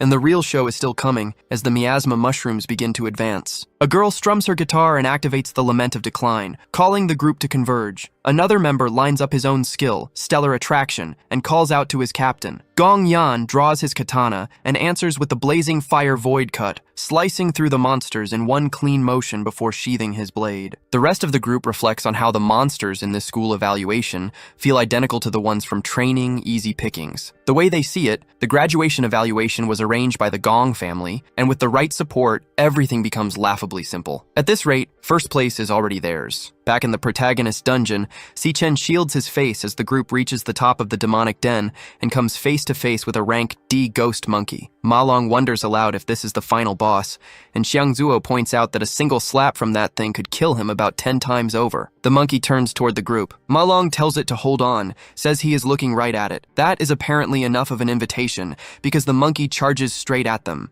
Chen does not wait. He launches forward with an electric kick that connects clean with the monkey's face, sending the creature flying. He goes after it immediately, lands a finishing blow to the head, and splits the ghost monkey apart with his electric blade. Ma Long remarks that it still went down surprisingly easy. The group collects the ice monkey pelt. Chen thinks to himself that killing the lord of a rank D demonic den only gave this little experience, and the drop quality is nothing to write home about. But before anyone can dwell on that, the rest of the group spots something and erupts. Xiang Zuo tells everyone to move fast, because that big creature had a stash of magic crystals hidden inside a tree hollow, and judging by the size of them, they are at minimum intermediate grade. If they take all of this and sell it, they are set for life. But Chen tells them to wait. The moment someone touches one of those crystals, a surge of energy floods the entire area, washing over the whole group, Chen included. It was a trap, an ice explosion bomb. The drone is frozen solid almost instantly, and the squad's signal goes dark. Gongshuan thinks to himself that it went exactly as expected. High-level monsters have intelligence, and now these students' run in the evaluation is coming to an end. Carl raises the concern that the students' lives may be at risk. Gong Xuan agrees and says the priority is rescue, that it is time to send in the guild squad to intervene. But Yuan Long asks them to hold off a little longer. The monitoring bracelets track the students' physical condition in real time, and right now everything is reading normal. There is no indication that any of them have considered giving up. The right to choose, Yuan Long insists, has to remain in the hands of the examinees themselves. Back inside the den, Ma Long sneezes and complains about the cold. He thinks to himself that his cloud-type class gives him some resistance to freezing, otherwise he would have been wiped out entirely. But then a strange voice begins to laugh. Ma Long stares into the darkness and wonders whether what he is hearing is the true boss of this demonic den. Ma Long spots the enemy in his monster encyclopedia and pieces together what they are dealing with. This is a cloud-type mage skeleton king, a rank C boss, a specialist in ice and snow manipulation with a trap already set and waiting. He starts running, knowing full well that a rare boss like this is not something he can handle on his own. Chen is frozen solid, and Ma Long decides he has to move fast. Then a spike tears straight through his leg. He hits the ground, groaning in pain, while the Skeleton King throws his head back laughing and raises his palm for another strike. The bracelet registers the wound on his lower leg and asks whether he wants to withdraw from the evaluation. Ma Long refuses. His only thought is that he needs to defrost Chen immediately. He activates his purification effect and aims it at Chen, reasoning that if Chen recovers, they still have a fighting chance. But before the purification can land, his arm takes a hit. He crashes to the ground, and the purification fails. The Skeleton King keeps laughing, hurling ice bone spikes without mercy. The system chimes in again, flagging that his heart rate is dangerously high and that the spike has penetrated his right arm, and once more it offers him the option to quit. Ma Long actually considers it for a moment. He thinks about how every time things got hard, every time fear crept in, he ran. That pattern is exactly why he has always been left behind. But they risked their lives to get here. This is finally a real chance to change his fate. He is not going anywhere. He pours everything he has into Chen, channeling the source of transcendence and burning through all of his remaining mana in one desperate push. The Skeleton King keeps firing spikes, but the ice encasing Chen begins to crack and splinter. The spikes close in on Chen's arms, and Ma Long screams at him to wake up. And then electricity erupts from Chen's body. He activates his lightning god form and launches forward. The Skeleton King barely has time to register what is happening before Chen rips him out of position and slams him into a rock. Ma Long lets out a quiet breath, noting that in the end, Chen broke free on his own. But Chen turns and thanks him, asking how bad his injuries are. Ma Long explains what they are dealing with, a rank sea cloud-type lord, extremely powerful, and warns that they absolutely cannot let it freeze them again. Then his eyes go wide. A massive ice explosion bomb is already barreling toward them. Ma Long cannot believe what he is seeing and openly wonders how they are supposed to dodge something that size. The Skeleton King is laughing again. The explosion detonates. The entire area is swallowed in snow in an instant. The Skeleton King cackles at the result, but then something stops him cold. A blue energy is radiating from somewhere ahead of him. Chen is standing there, having switched to his Funeral Flame King class, his glacial physique rendering him completely immune to the cold. The Skeleton King is stunned. Ma Long stares in disbelief, trying to make sense of what he is seeing. Chen is supposed to be a lightning assassin. He mutters that this cannot be real, that this would make Chen a 1 in 10,000 phenomenon, a dual-class user. Chen acknowledges that his miscalculation put all three of them in danger, and that is exactly why he is switching classes now. He makes clear that something like this will never happen again. The class transition completes. Chen stands transformed into the Purgatory Rakshasa demon, and he announces that he is ending this right now. Ma Long is left completely speechless once again. Under normal circumstances, an awakened person can only unlock a single class. But there are extraordinarily rare cases, with odds of roughly 1 in 10 million, where someone ends up with 2. Those individuals are known as dual-class users, and across the entire world, fewer than 10 people fit that description. The moment a talent like that is discovered, every major guild sends recruiters running, and Chen actually has 3. 3 classes that Ma Long now knows about, and each one feels terrifyingly powerful. Chen's vigor and strength surge to their peak as demonic energy radiates off him. He launches himself forward and closes the distance to the monster in a single second. Ma Long thinks back to that crushing, monstrous pressure the creature had been radiating just moments ago. In front of Chen's blade, it vanishes completely. The protagonist tears through the monster with his triple gravity enhancement, and the creature shatters and collapses to the ground in pieces. Chen levels up, reaching level 17, and acquires the skill Ice Bone Skewer. Ma Long remarks that it was exactly what he expected, a rank C boss taken down in a single strike.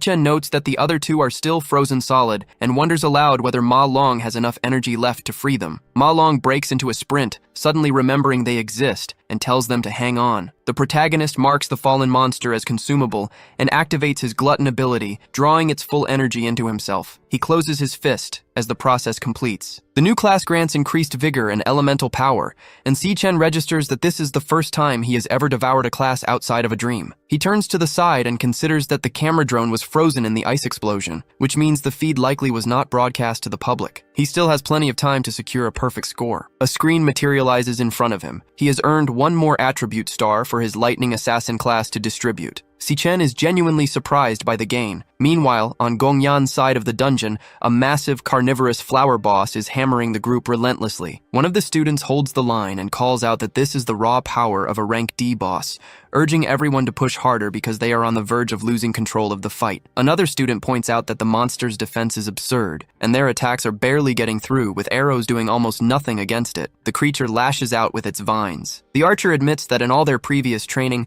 they never faced a monster at full strength, and the group is scrambling for a solution. Another student tells everyone to trust their president and checks in on how his side is doing, wondering whether enough power has been gathered yet. Two enchanters are channeling their strength directly into Gongyan. Gongyan focuses, then declares that it is enough. He explodes forward in a single leap and drives his blade clean through the plant. Then he gives the order to burn it, right now. The detonation is immediate, his piercing explosion of the blazing blade igniting on contact.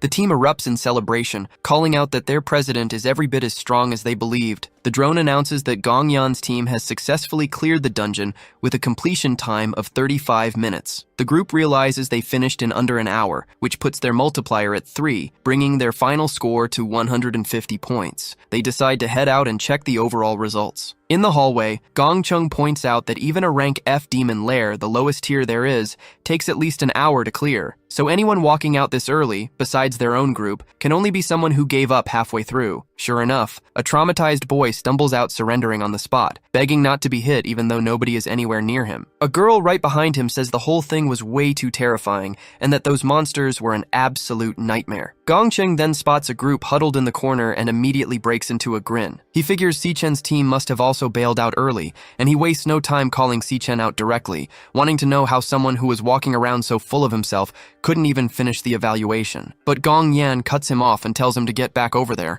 because the vice president has arrived and they need to go pay their respects. Carl walks in clapping, saying what he just witnessed was absolutely incredible. He calls it an absurd performance and starts heading in their direction. Gongcheng whispers that this is the man at the very top of the world, and he is coming straight toward them. Gongyan extends his hand to greet him. Carl walks right past him. He goes straight to Chen and tells him that what he did was genuinely impressive. Clearing a rank D demon lair in just 21 minutes is something even guild squads would have struggled with, and he calls it simply absurd. Gongcheng nearly loses it, shouting in disbelief that those people cleared a rank D demon lair, and in 21 minutes no less. Chen, for his part, recognizes the man immediately. This is Carl Cavendish, vice president of the World Guild Alliance, and currently considered the second strongest person alive. He quietly wonders what someone like that is doing here. Carl then turns and acknowledges Gongyan as well, saying the young master of the Gong family also performed admirably, leading a team to clear a rank D lair at his age. He adds that President Gong Lin clearly knows how to raise his son. The founder of the Gong family thanks him politely, but the look he gives his son right after is anything but warm. Carl wraps things up, saying it is getting late and he should be on his way. Before he leaves, he tells the director that he really got lucky this time, because what he has here are twin stars, the kind that only come along once every 1,000 years. Gong Xuan steps forward to announce the official results. With both teams achieving a perfect score, he declares them tied for first place, and every member of both groups will be recruited into the Imperial Guild. The room erupts in celebration. Gongyan keeps his expression completely cold. The director continues, adding that both captains will take on management positions within the Imperial Guild's core and will split the MVP prize of 1 million between them. Both captains are visibly caught off guard by that. Chen does the math in his head. 500,000 each means he promised Qingzhi 1 million within a month, and this arrangement puts him short. He knows he needs to figure something out. Then Gongyan speaks up. He says there can only be one first place, and he only needs one. He challenges the protagonist to a one-on-one match as a tiebreaker. The entire room goes quiet. Even Carl turns around. Gongxuan pushes back immediately, saying the evaluation is over, and that tying for first is already the best possible outcome. But the protagonist steps in and lays out his own terms. If he wins, the entire 1 million goes to him. Gongxuan nearly chokes. Gongyan agrees without hesitation, telling him that if he can beat him, he can take everything. Carl watches with clear interest and remarks that this spectacle is apparently not over yet. Chen then asks the simple question of how exactly they plan to settle this. Chen sits down with Ji and gets straight to business. Ji opens by admitting that when he first sized Chen up, he figured the kid was strong enough to take first place, but he never imagined he would shatter the record and walk away with a perfect score. Now, Chen is all over the news, and as far as Ji is concerned, that million was money well spent. He tells Chen to forget about paying it back and to treat it as an investment, but Chen shakes his head. He came here today with two things to say, and the first is that he intends to repay every coin he owes. He just needs one more week. The reason is that the graduation evaluation ended in a tie for first place, which means he received 500,000 less than he was counting on. There will be an extra individual match between him and the other co-champion, set to take place in a wild demon lair outside the school grounds in 7 days. Once he wins that match, he will have the rest of the money. And as a gesture of good faith for the extra week, he offers to hand over whatever materials he collects inside the demon lair, asking Ji to consider it interest on the debt. Ji watches him and thinks to himself that this young man has absolutely no fear of walking into a wild demon lair.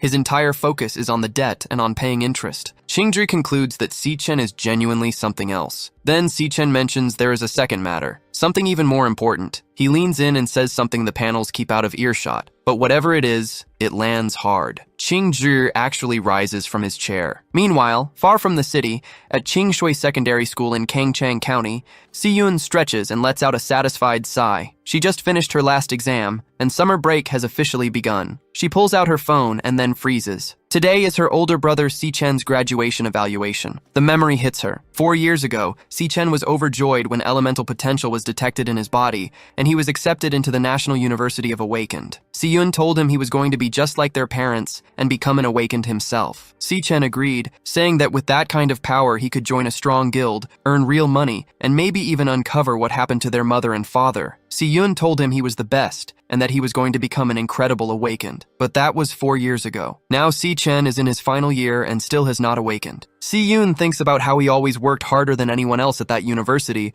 and yet he ended up being the only one who never awakened. Watching everyone around him break through while he stayed behind must have been devastating, but he never let it show. Her friend Ju Tong taps her on the shoulder and asks if she heard the news. Apparently, the National University of Awakened just revealed 2 geniuses. Both of them scored perfectly on the evaluation, and the vice president of the Guild Alliance showed up in person to commend them. It is all over the news. Ju Tong asks if her brother does not study there. Before Siyun can process that, a voice cuts in, greeting her warmly by name. The speaker mentions they have reserved the top floor of the Zifeng building and asks if she is free at 8 that evening. Siyun does not answer. She just turns and runs. Ju Tong calls after her, asking why she is sprinting away. Siyun thinks to herself that students at that university are scoring perfectly and appearing on the news, while her older brother could not even awaken. That thought is too painful to sit with. She decides she needs to get home and cook something good to lift his spirits. Back at their rented apartment, the table is covered with food. Chen walks in and asks when she had time to prepare all of this, remarking on how incredible it smells. The television is on in the background, and a news report announces that the university completed its graduation evaluation that morning, with the vice president of the World Guild in attendance. The anchor reports that the evaluation produced dual champions and that Vice President Carl personally praised the results before the media, singling out one of the top scorers who achieved a perfect score. The student in question is named Chen. Siyun spins around, completely stunned, trying to make sense of what she just heard. Across town, in another home entirely, Gong Lin grips a vine and speaks with cold fury. He set the stage, he assembled the audience, and yet his son managed to ruin everything. The boy did not win. He lost to a newcomer who, in Gong Lin's eyes, does not even deserve to be acknowledged. He tells his son that his autonomy is gone. Gong Lin has already arranged the extra practical match for 1 week from now, and since his son cannot handle this on his own, Gong Lin will handle it for him. Whatever it takes, first place will belong to the Gong family. Back on the broadcast, President Carl is singing our MC's praises, calling his performance absurdly impressive and expressing hope that the country can cultivate more talents of that caliber. Siyun can barely believe what she just heard. She wonders out loud whether they really just mentioned her brother on national television. The protagonist asks her what is going on, and before she can even answer, she drops her spoon on the floor. A moment later, a crack of thunder booms from outside, as if the world itself is punctuating the moment. She sits there processing it all. Her own older brother, the one she always thought was a bit of a fool, not only led his team to a perfect score, but also earned a personal commendation from the vice president of the Guild Alliance. She brings her hand up to cover her mouth. The boy she wrote off has apparently become someone genuinely remarkable. The scene then shifts to the night of the practical evaluation, inside a restaurant. Carl is seated across from a woman named Yuan, thoroughly enjoying himself, remarking that the Wagyu from this eastern country is simply the finest he has ever tasted. He asks her how things have been going on her end. Yuan gets straight to business, sliding him a stack of compiled reports covering the past year. She tells him the glutton has left no trace whatsoever during that time, and that he may already be aware of them. But there is one more thing she wants to bring to his attention. She recently flagged a suspicious individual who made contact with the vice president not long ago. The rate at which that particular young man has grown in such a short period of time is, by her assessment, simply too abnormal to be explained by any conventional logic. The story then cuts to inside the Magic Tower. Chen has spent more than half a month on the first floor of the Magic Tower, and in that time he has nearly wiped out every single magic beast the place has to offer. He is now fully adapted to fighting under 10 times the force of gravity. Since the graduation evaluation battle concluded, his Lightning Assassin class has earned 1 star, and consistently using a class is what drives that class forward in strength. That means none of his 4 current classes have hit their ceiling yet. He allocated the star he earned into the attribute that matters most for an assassin, speed, and by now he should be operating at roughly the level of a rank A assassin. Even so, he finds himself completely surrounded by ghost lions, with a Lion King presiding over all of them from a distance. Chen still has not managed to land a single hit on the floor boss. The lions close in on him. He activates the God of Lightning ability and drives straight toward the floor chief. But the Lion King's ability is deeply strange. Every time an opening appears, the boss vanishes instantly and reappears beside whichever lioness is positioned farthest from Chen. The pack adjusts its formation on the fly, but the structure itself never breaks. There are always 2 lionesses assigned to engage him directly, and the Lion King always keeps the maximum possible distance. As a boss, he never commits to a move on his own. Chen finds himself wondering exactly what class this creature belongs to. A lioness charges at him. He readies his lightning ability and fires it straight into her mouth, but she vanishes the instant the attack lands. Every time he pushes to finish off one of the lionesses, she disappears and reappears beside the Lion King. The moment he stops pressing, another lioness rushes in to bait him into an attack. He prepares 2 abilities simultaneously, but the bosses evade once again. They hold their formation with rigid discipline, cooperating in perfect sync, attacking relentlessly, blinking in and out, cycling through the same pattern over and over, grinding him down in a war of pure attrition. Chen keeps fighting without rest, but he can see what is happening. He turns his gaze toward the floor chief and realizes this creature is simply toying with him. Then something clicks. He leaps as high as he can and asks himself why he has been trying to win this on the enemy's terms, fighting a speed battle head on. He switches classes. If they refuse to engage him directly, then there is no reason he cannot approach this from a completely different angle. Why not bring out a mage class and deal with them on his own terms instead? The class switch completes. Chen, now at level 27, steps into the power of the Skeleton King. Chen launches dozens of stakes into the monster horde, forcing the lions to scatter and fall back. Rather than letting them regroup, he presses forward, closing the distance on one of them directly. His read on the situation is sharp. He knows a mage dominates at range through sustained damage and crowd control, so he keeps the pressure on, funneling the lions exactly where he wants them. Then he vanishes, stepping through a portal and reappearing on the other side of a lioness, catching her completely off guard. But the real trap was already in motion. The attack he set up earlier is still closing in, and the moment the Lion King is forced into its range, there is nowhere left to go. The Lion King looks up, startled, just as Chen summons his giant ice explosion bomb. The blast hits the ground with tremendous force, lighting up the entire area in a blinding flash. Lions and other creatures alike are frozen solid in the aftermath. Chen switches classes to the Rakshasa of Purgatory and declares that the battle on the first floor of the Magic Tower ends right here. He brings down the triple gravity tribulation on the Lion King, and the monsters crumple to the ground. A dark energy surges out from his body, then dissipates alongside a wave of white energy as Chen stands before the fallen creatures and farms their aura. He levels up to 24, and since the Ghost Lion qualifies as devourable, Chen immediately uses Glutton on it. He wants to know what its true class actually was. The Lion King's energy rushes toward him and is quickly absorbed by Glutton. Chen closes his fist around it. The answer comes through. The Lion King was a beast tamer, a class capable of forcing contracts with creatures. Chen notes it is the first time he has ever seen that class in action. It makes sense now why the Lion King never fought head-on. With his other stats not being particularly high, he had to rely entirely on his contracted beasts to deal damage. The teleportation ability was a useful tool for that too. The logic of the class becomes clear. Forcing contracts requires intimidation, and keeping contracted beasts means maintaining that pressure constantly. Then the environment begins to shift without warning.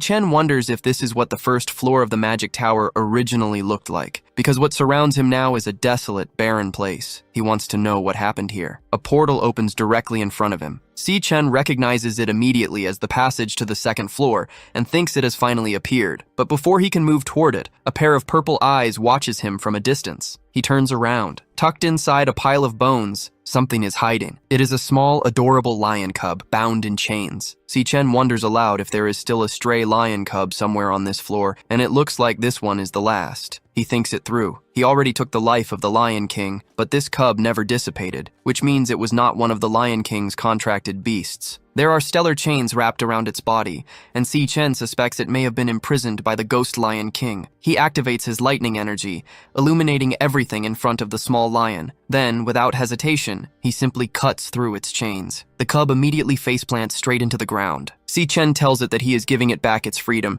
and that this place should be its home. He says he understands the feeling well, having lost companions and a home of his own. The lion cub looks up at him, visibly struck by those words. Chen continues, telling the cub that even if it ends up alone, it should at least keep living well, because he himself has his own floor to get to. But the moment he turns back toward the portal, it closes. A beast contract request comes through. Chen turns around to find a notification hovering above the cub. It reads as contractable. The Lion King Leo is requesting to form a contract with him. Chen asks the small creature whether it wants to come along with him. Leo responds with nothing more than an adorable little roar.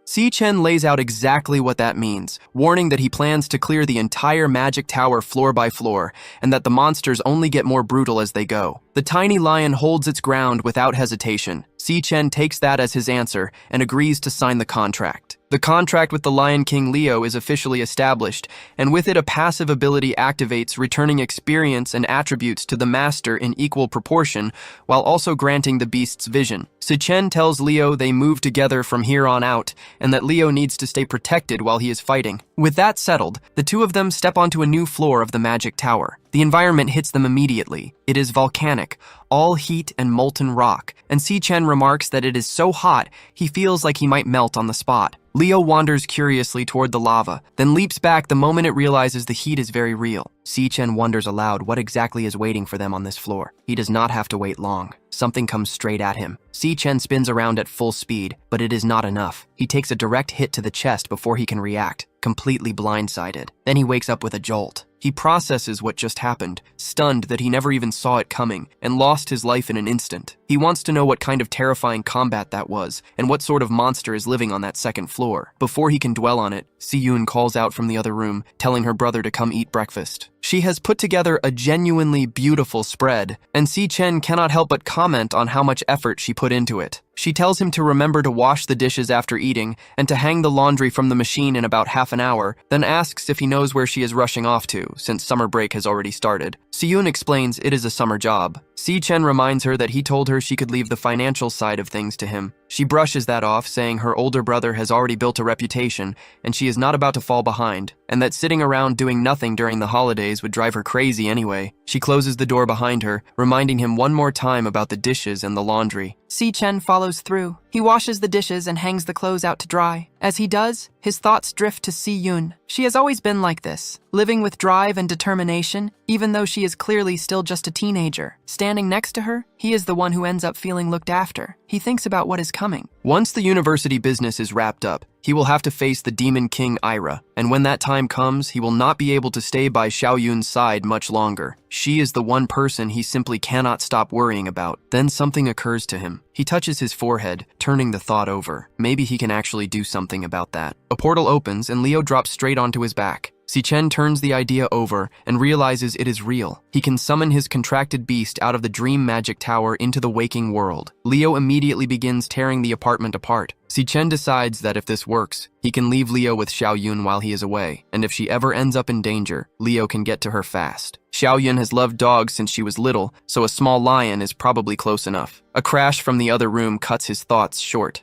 Chen opens the door and takes in the destruction Leo has caused. He tells himself it is probably fine. Elsewhere in the city, a security camera lies smashed on the ground. A hunter is backed into a corner, wielding ice daggers and desperately telling the creature not to come any closer. But a claw, one that looks disturbingly similar to Lan Yue's, closes in on him. It drives straight through the man's chest with almost no resistance. The hunter manages one last broken question, asking what this thing is and what kind of monster it could possibly be, before the claw consumes him entirely. Later that day, Xiaoyun makes her way home, muttering that her shift is finally over and that the amount of people buying milk tea during summer break is genuinely overwhelming. She wonders whether her brother will like the flavor she picked up for him. She turns onto the path leading home, but then she stops. She starts to look back over her shoulder, and the color drains from her face when a voice speaks up, telling her she has finally made it here. Jin Duoxin stands there holding out a bouquet of flowers, telling Siyun he has been waiting for a while. He reminds her that the last time she ran off from school before even seeing his invitation,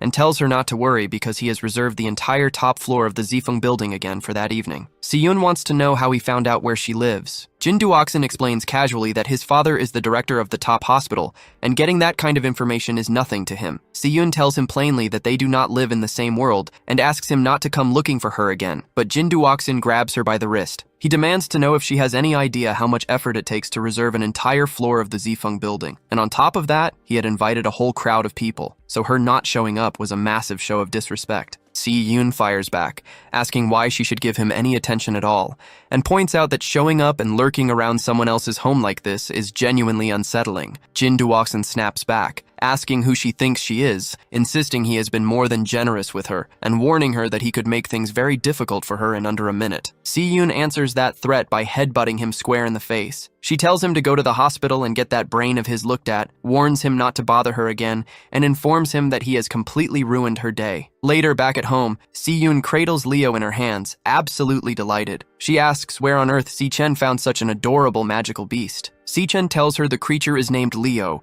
and that he is now her responsibility. Si-Yoon marvels at the fact that adult male lions are supposed to be the only ones with a mane, yet this tiny little thing already has such a full one. Si-Chen watches her with a smile, quietly satisfied that she has clearly taken to Leo, and figures there is nothing left to worry about on the home front. Then his phone goes off. He opens it, and a smile spreads across his face. His proposal for the guild department review has been approved, and his plan can now move forward without any obstacles. In 6 days, he will clear the supplementary test. Out in the suburbs near the Greenlight Forest, Gongshuan lays out the details of the evaluation. After extensive deliberation, it has been decided that the test will take place inside the Greenlight Forest lair. According to the analysis equipment, the lair is ranked D. As agreed beforehand, both candidates will be assessed inside the same demonic lair. Because a wild demonic lair is completely uncharted territory and carries far greater risk than a standard lair, 3 guild members have been dispatched. They will enter alongside the 2 candidates, serving both as protection and as real-time performance evaluators. The final result of this test will be determined entirely by the scores those examiners assign. Gonglin thinks to himself that they need to perform well and make sure everything goes smoothly without leaving any trace behind. Yuan Long notices that the vice president's trip ended 2 days ago and wonders why he is still here. Carl glances at a photo of the 2 candidates and says, "There is nothing more interesting happening anywhere else right now." He remarks that it has been many years since he last witnessed a duel between genuine prodigies, and admits it stirs a certain anticipation in him. Gong Xuan officially declares the individual supplementary evaluation open. It is Si-Chen versus Gong Yan, and it begins right now, with both of them stepping through the portal. Si-Chen crosses into the other dimension and finds himself surrounded by a vast forest. He stands alongside Gong Yan as Kai-Yu observes that this appears to be a flower-type demonic lair. Then a message materializes in front of Si-Chen, originating from the demonic core. It carries a warning that a high-risk magical beast has been detected. The warning disappears just as quickly as it came. Si-Chen finds himself wondering whether even a rank D demonic lair could be hiding high-level magic beasts somewhere inside. The two candidates press deeper into the forest path. Chen and Gongyan walk side by side through the dense undergrowth, while Yu, watching from the monitoring room, notes how thick the fog has gotten and reminds everyone to keep their eyes locked on the candidates at all times. Then something stirs beneath the ground. A rank D venomous ant bursts up from the earth, and Gongyan has his sword drawn before the creature even fully surfaces. He moves straight at it without a moment of hesitation. Sato observes that the reaction speed is almost too fast, though he adds that magic beasts from a wild demonic lair are far tougher and more vicious than anything the candidates would have faced in a school setting. The ant fires a corrosive venom shot. Gongyan slices clean through the projectiles mid-air and keeps moving forward without breaking stride. He splits the creature in two, then drives a thrust straight into its chest, unleashing the piercing burst of his burning blade. His katana blazes with the force of the strike. The instructors break it down one by one. Yu awards 10 points for attacking the instant the beast appeared and neutralizing every ranged attack before they could land. Yvonne agrees, noting that Gongyan correctly identified the venom shots and severed the organs responsible, leaving the creature completely unable to fight. Sato adds that he showed no hesitation in following through with a decisive finishing blow. The whole sequence was as precise as a surgeon's scalpel, and against a rank D magic beast from a wild demonic lair,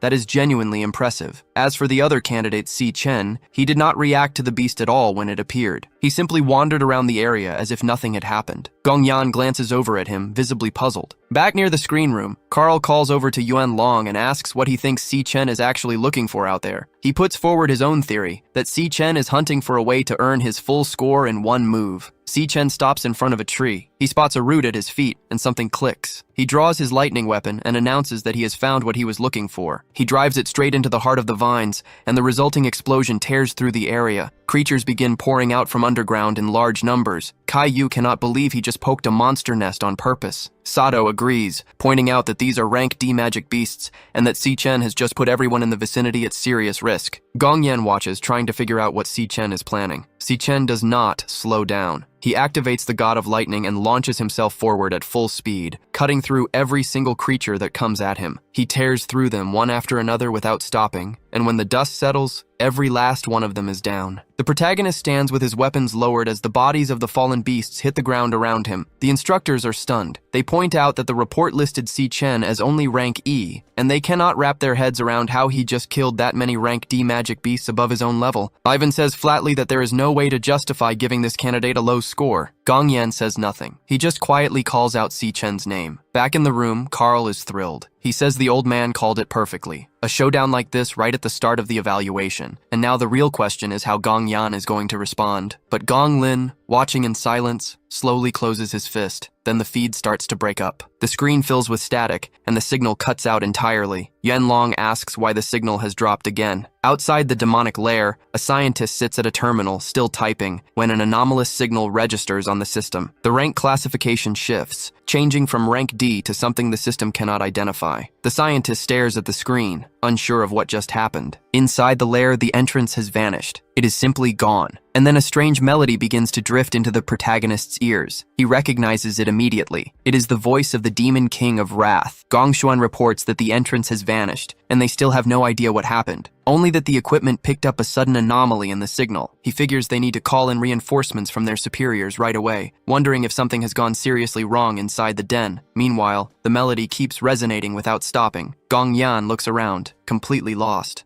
Yu asks if the others heard that, and Sato says it sounds like some kind of strange noise. Inside, Chen keeps turning the same thought over in his mind. That sound belongs to the Demon King of Wrath, and he cannot understand why it is appearing here now, 5 years ahead of schedule. A high-level organism has been detected, and the demonic heart has already sent out its warning. Something is right behind him. Then the laughter of the Demon King of Wrath begins to fill the air. Sato stares into the thick fog and demands to know what on earth is lurking in there. The Demon King of Wrath steps out from within the mist. He tells them they took the bait perfectly. Sato is stunned, asking whether that monster just spoke. He processes it quickly, recognizing that any beast capable of speaking human language is at minimum upper rank C, and he cannot wrap his head around how something of that level is sitting inside a rank D demonic den. A monster of that caliber is far too dangerous for the candidates. Sato charges forward with his purple axe, telling everyone to get behind him, but his axe is cut clean through. The Demon King of Wrath drives forward with his insect blade, and both Caillou and Ivan freeze in shock. The Demon King moves behind Gong Yan, and before anyone can react, he drives his claws straight through the young master. He declares that he will take all of their lives right here. Gong Yan feels the pain tear through his body,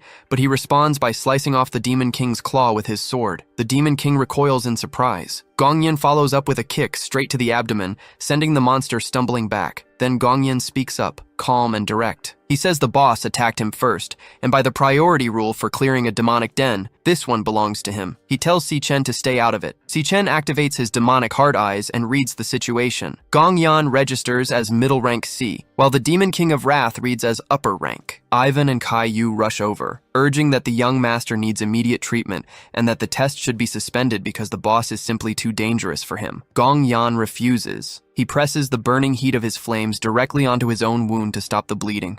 Chen watches, quietly noting how Gong Yan used the heat to cauterize it on the spot. Gong Yan brushes off the concern entirely, saying the fight is not over yet. Both he and the Demon King of Wrath advance toward each other, and Gong Yan draws his weapon. Outside the den, a man explains that there have been cases before where the entrance to a demonic den disappeared like this. It means there are highly intelligent beasts inside who open the entrance themselves, wait for humans to walk in, and then trap them. Gong Xuan asks what they are supposed to do, since there is no way to force the entrance open from outside. Lin Wuke says there is only one way to make the exit reappear, and that is for the people inside to kill the den boss themselves. Gong Xuan figures it should not be too difficult since there is a rank C boss inside, and their group averages around rank C. But Lin Wuke corrects him. The rank D classification is a disguise, deliberately constructed by the boss within. Based on his observations, this demonic den is most likely the true culprit behind the disappearances of awakened individuals that they have been investigating for so long. In reality, this is a high-risk demonic den of rank B. Gong Yan holds his ground as the monster throws attack after attack without a single pause, parrying each strike with his sword and maintaining a clean combat stance throughout. When Ira winds up and charges with its arm, Gong Yan leaps clear of the blow, and the creature drives its hand straight into the ground instead. That opening is all Gong Yan needs. He calls out that the monster's guard is finally exposed, and in one clean motion, he separates its head from its body. The severed head rolls across the ground, and Caillou can barely believe what she just witnessed, asking whether Gong Yan really took down the boss entirely on his own. The consensus is clear. The young master Gong Yan is not someone to be underestimated. Meanwhile, Ivan checks in on Sato, and the heavyset man confirms he was treated in time, but then something on his wristband catches his eye. The connection to the outside world is gone. Ivan checks his own and finds the same thing. Caillou confirms it for the whole group. Every signal has been cut, and even the positioning system is throwing errors. She wonders aloud when exactly the camera drone stopped working too. Gong Yan glances to the side, visibly surprised, and that moment of distraction is almost costly, because Ira is already pulling itself up off the ground. The creature lunges behind the young man, but Gong Yan reacts fast enough to cut it apart into several pieces. Chen registers 200 experience points from the kill. Gong Yan is genuinely puzzled. He clearly took the head off this thing, so how is it still moving? Chen explains that the magical beast they just fought was not the real boss. It had been hypnotized from the very beginning, which is why it kept moving even after losing its life. He tells everyone they need to leave this demonic lair immediately, because if they stay, they will be the next ones hypnotized. Gong Yan wants to know how Chen could possibly know all of that. Before anyone can dig into that question, Sato cuts in, insisting Chen is talking nonsense. A demonic lair of this rank would have a boss no higher than rank C at most, and he refuses to accept that what they just fought was not the real boss. Then a new warning flashes across the protagonist's field of vision. Threads of webbing begin spreading through the space, and a hypnotic melody starts pulling Caillou in. Ivan and Sato fall under it just as quickly. Chen claps his hands over his ears, but he already knows it is too late for the others. He recognizes this sonic frequency better than anyone. In his past life, Ira used this exact type of sound wave. It is the memory he carries of losing Cu. Watching this creature use that hypnotic frequency to strip the lives from countless ordinary humans across an entire monster den. Chen looks to the side, alarmed. The 3 rank C fighters are already moving, walking in the direction of the source. The protagonist concludes that this demonic lair must have some direct connection to Ira, and that they all need to converge on the same point right now. The whole group moves deeper into the lair, warnings continuing to stack up around the protagonist until they come face to face with an enormous creature seated on a throne. Around it sit several nests and scattered blades. Chen works through it quickly in his mind. Just like Ira, the hypnotic sound wave being used here operates on the alpha frequency band. Back when he was preparing to deal with Ira, he had developed an audio countermeasure tuned to the beta band, one capable of canceling it out. But the people around him right now have no anti-hypnosis measures whatsoever. Any one of them could lose their life at any moment. He needs to shut down both threats at once. All the while, Ira keeps calling out from its throne, demanding flesh. Fresh flesh. Rich flesh. The words spilling out of it again and again in an unbroken, hungry loop. In a memory from his past, Gongyan stands firm, a stick gripped in his hand. His father looks on and tells him he did well, that he won again. Gongyan is only 8 years old at the time. His father lays out the rule plainly. The winner gets to eat. The loser kneels there through the night. As the hours pass, Gongcheng's stomach growls with hunger. Gongyan quietly offers him a piece of bread and tells him to eat. Gongcheng whispers back to his brother, warning him that if their father finds out, he will be punished again. Gongyan brushes it off and tells him to just eat. Not long after, a whip catches Gongyan across the face. His father walks toward him and poses a question. He asks whether Gongyan understands how the Gong family reached the position it holds today. The answer, according to him, is simple. He has always been the winner, and only winners have the right to set the rules. The two boys need only follow his. Gongyan pushes back, asking whether that would mean he gets to set the rules if he beats his father. His father just laughs at that. The next day, Gongyan's sword is shattered. He hits the ground, wounded, and makes clear that his challenge was directed at his father, not at the others. He demands to know why his father sent members of the Emperor's squadron to do this. His father explains that true strength is not limited to personal power alone. It also includes the power one holds in one's hands. The rules of the human world, he says, are not as simple as Gongyan imagined, but there is one absolute truth. That truth is to win. The means are irrelevant. Only the result matters. As his son, Gongyan must always come first. Even if it means abandoning everything, he must win. Winning, his father tells him, is the only value he has in this world. Those words stay with Gongyan, repeating in his mind. Back in the Den of Wrath, the scene picks up right where things left off with the protagonist. He channels his electricity, ready to end the boss fight then and there. But Gongyan grabs his hand and tells him to wait. Gongyan, blood dripping from his wounds,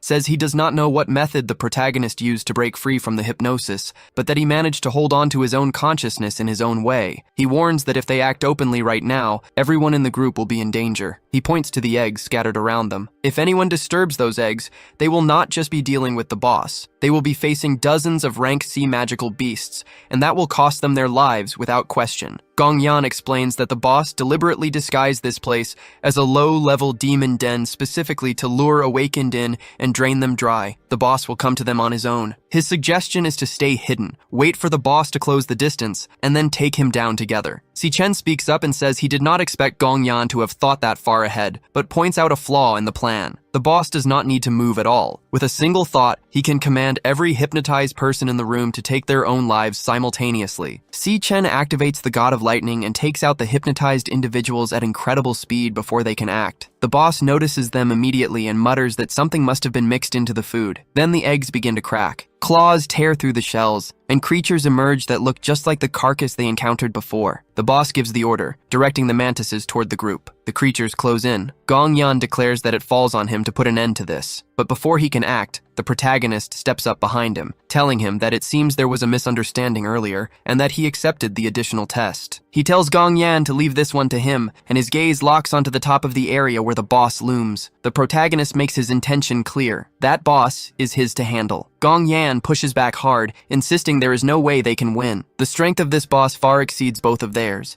ranking at minimum B and possibly already touching rank A. His conclusion is firm. They need to pull everyone out and evacuate immediately, because that is the only viable option. The protagonist acknowledges that this boss will not be easy to deal with, but he points out something critical. The gates of the demonic lair have already closed. If they had not, the Imperial Guild Squad would already be on the scene. Gongyan reacts with visible surprise at that observation. The protagonist activates his demonic eye, scanning the boss carefully. He cannot get a read on its rank. He reasons internally that if it truly is rank A, its combat power would be on par with the Ghost Lion King from the Magic Tower. Before either of them can think further, the praying mantis monsters surge toward them. The protagonist intercepts the first strike, deflecting it with a bolt of lightning. A second creature tries to flank him from the side, and Gong Yan shouts a warning, slashing into it while the protagonist handles the other. More monsters come pouring in from every direction. Gong Yan warns that with numbers like these, they will eventually be worn down. But the protagonist is already building power, channeling his electric blade and releasing it in a wide arc directly into the swarm. The attack punches clean through dozens of the mantis creatures at once. He then surges forward using the God of Lightning, cutting down 3 more in rapid succession. Gong Yan watches in disbelief, struggling to process what he is seeing. The assassin class is known for low raw strength, and being surrounded like this should be a catastrophic disadvantage. Yet the protagonist is hitting every vital point with surgical precision, compensating for the lack of brute force through pure speed and technique. The speed he is moving at right now, Gong Yan estimates, is at least on the level of a rank A fighter. Gong Yan grips his sword and steadies himself, thinking that maybe, just maybe, they actually have a shot at winning this. The boss has seen enough. It declares that this has gone on too long and activates its supreme enhancement. The mantis creatures under its command surge with renewed vigor and strength, launching themselves at the protagonist at full speed. The boss of Wrath gives the order, demanding they tear the protagonist apart.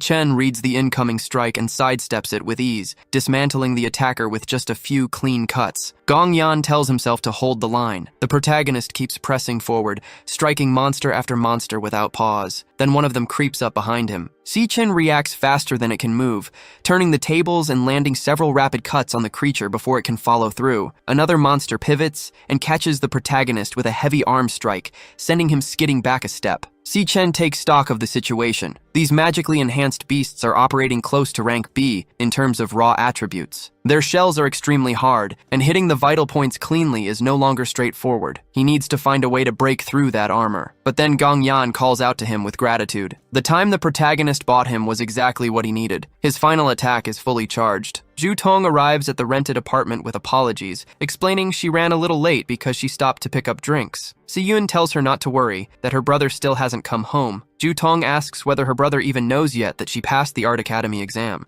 Yun says she told him she had something important to share today, and that he might be back late. Then she notices they're out of garlic sauce. She tells Zhu Tong to wait at the apartment while she heads out with Leo to grab some, and she figures she'll pick up a snack while she's at it. At G's convenience store, the payment goes through without a hitch. Yun makes a quiet observation about Leo, noting how well-behaved he is. He doesn't make a sound or squirm around in her bag. She makes a mental note to buy him some biscuits next time, but somewhere in the alleyways nearby, someone is watching. One man tells his partner that he's had eyes on her for a while now and asks if they should move in. The other voice tells him to hold off, to wait until she's out of the camera coverage area before they do anything. Yun keeps walking in the direction of home, unaware that the men are trailing her step for step. She picks up on it though, quietly noting to herself that these guys have been following her since she left the store and wondering what exactly they want. Leo lets out a low growl, and Sion asks him quietly if he sensed the danger too. She tells him to stay tucked away and out of sight. It seems like the two of them are about to find themselves in the middle of something. Back at the den, the scene picks up right where Chen left off, with Gong Yan winding up for his finishing move. He declares it his ultimate killing strike, confident that even a rank A boss won't survive it, let alone leave anything behind. The praying mantis creatures are incinerated on the spot, reduced to nothing but dust on the ground. The strike then cuts toward the boss itself, the full force of the blow closing in. The explosion goes off. Gong Yan drops to his knees, completely spent, and breathes out that it's finally over. He looks out at the devastated den in front of him, the fight seemingly done. Then the boss speaks. It asks if that was truly everything Gong Yan had. Both men snap their heads up in disbelief. The monster tells them plainly that they are nothing but worthless humans. Gong Yan processes what just happened. He threw everything he had into that strike, and the boss doesn't have so much as a scratch on him. Chen figures it out a moment later. In the instant before the blow landed, the boss drained the power from every magical beast in the den and used it to form a high-resistance defensive barrier around himself. Gong Yan mutters that this is it then, that they're going to die here. But Chen calls out to him and proposes a deal. Gong Yan can take the credit for the victory, and Chen takes the loot. There is only one condition, and it's non-negotiable. Whatever happens next, Gong Yan cannot breathe a word of it to anyone. Gong Yan stares at him and asks whether Chen is actually a dual-class user. The energy from every defeated creature on the ground begins to get pulled inward. Chen activates the Ruin of All Bones, the Rakshasa of Purgatory class ability, and the power surges through him, shattering everything in the immediate area around him. Gong Yan is completely stunned. Ira doesn't even flinch. Chen reminds them both of something he said before. This boss belongs to him.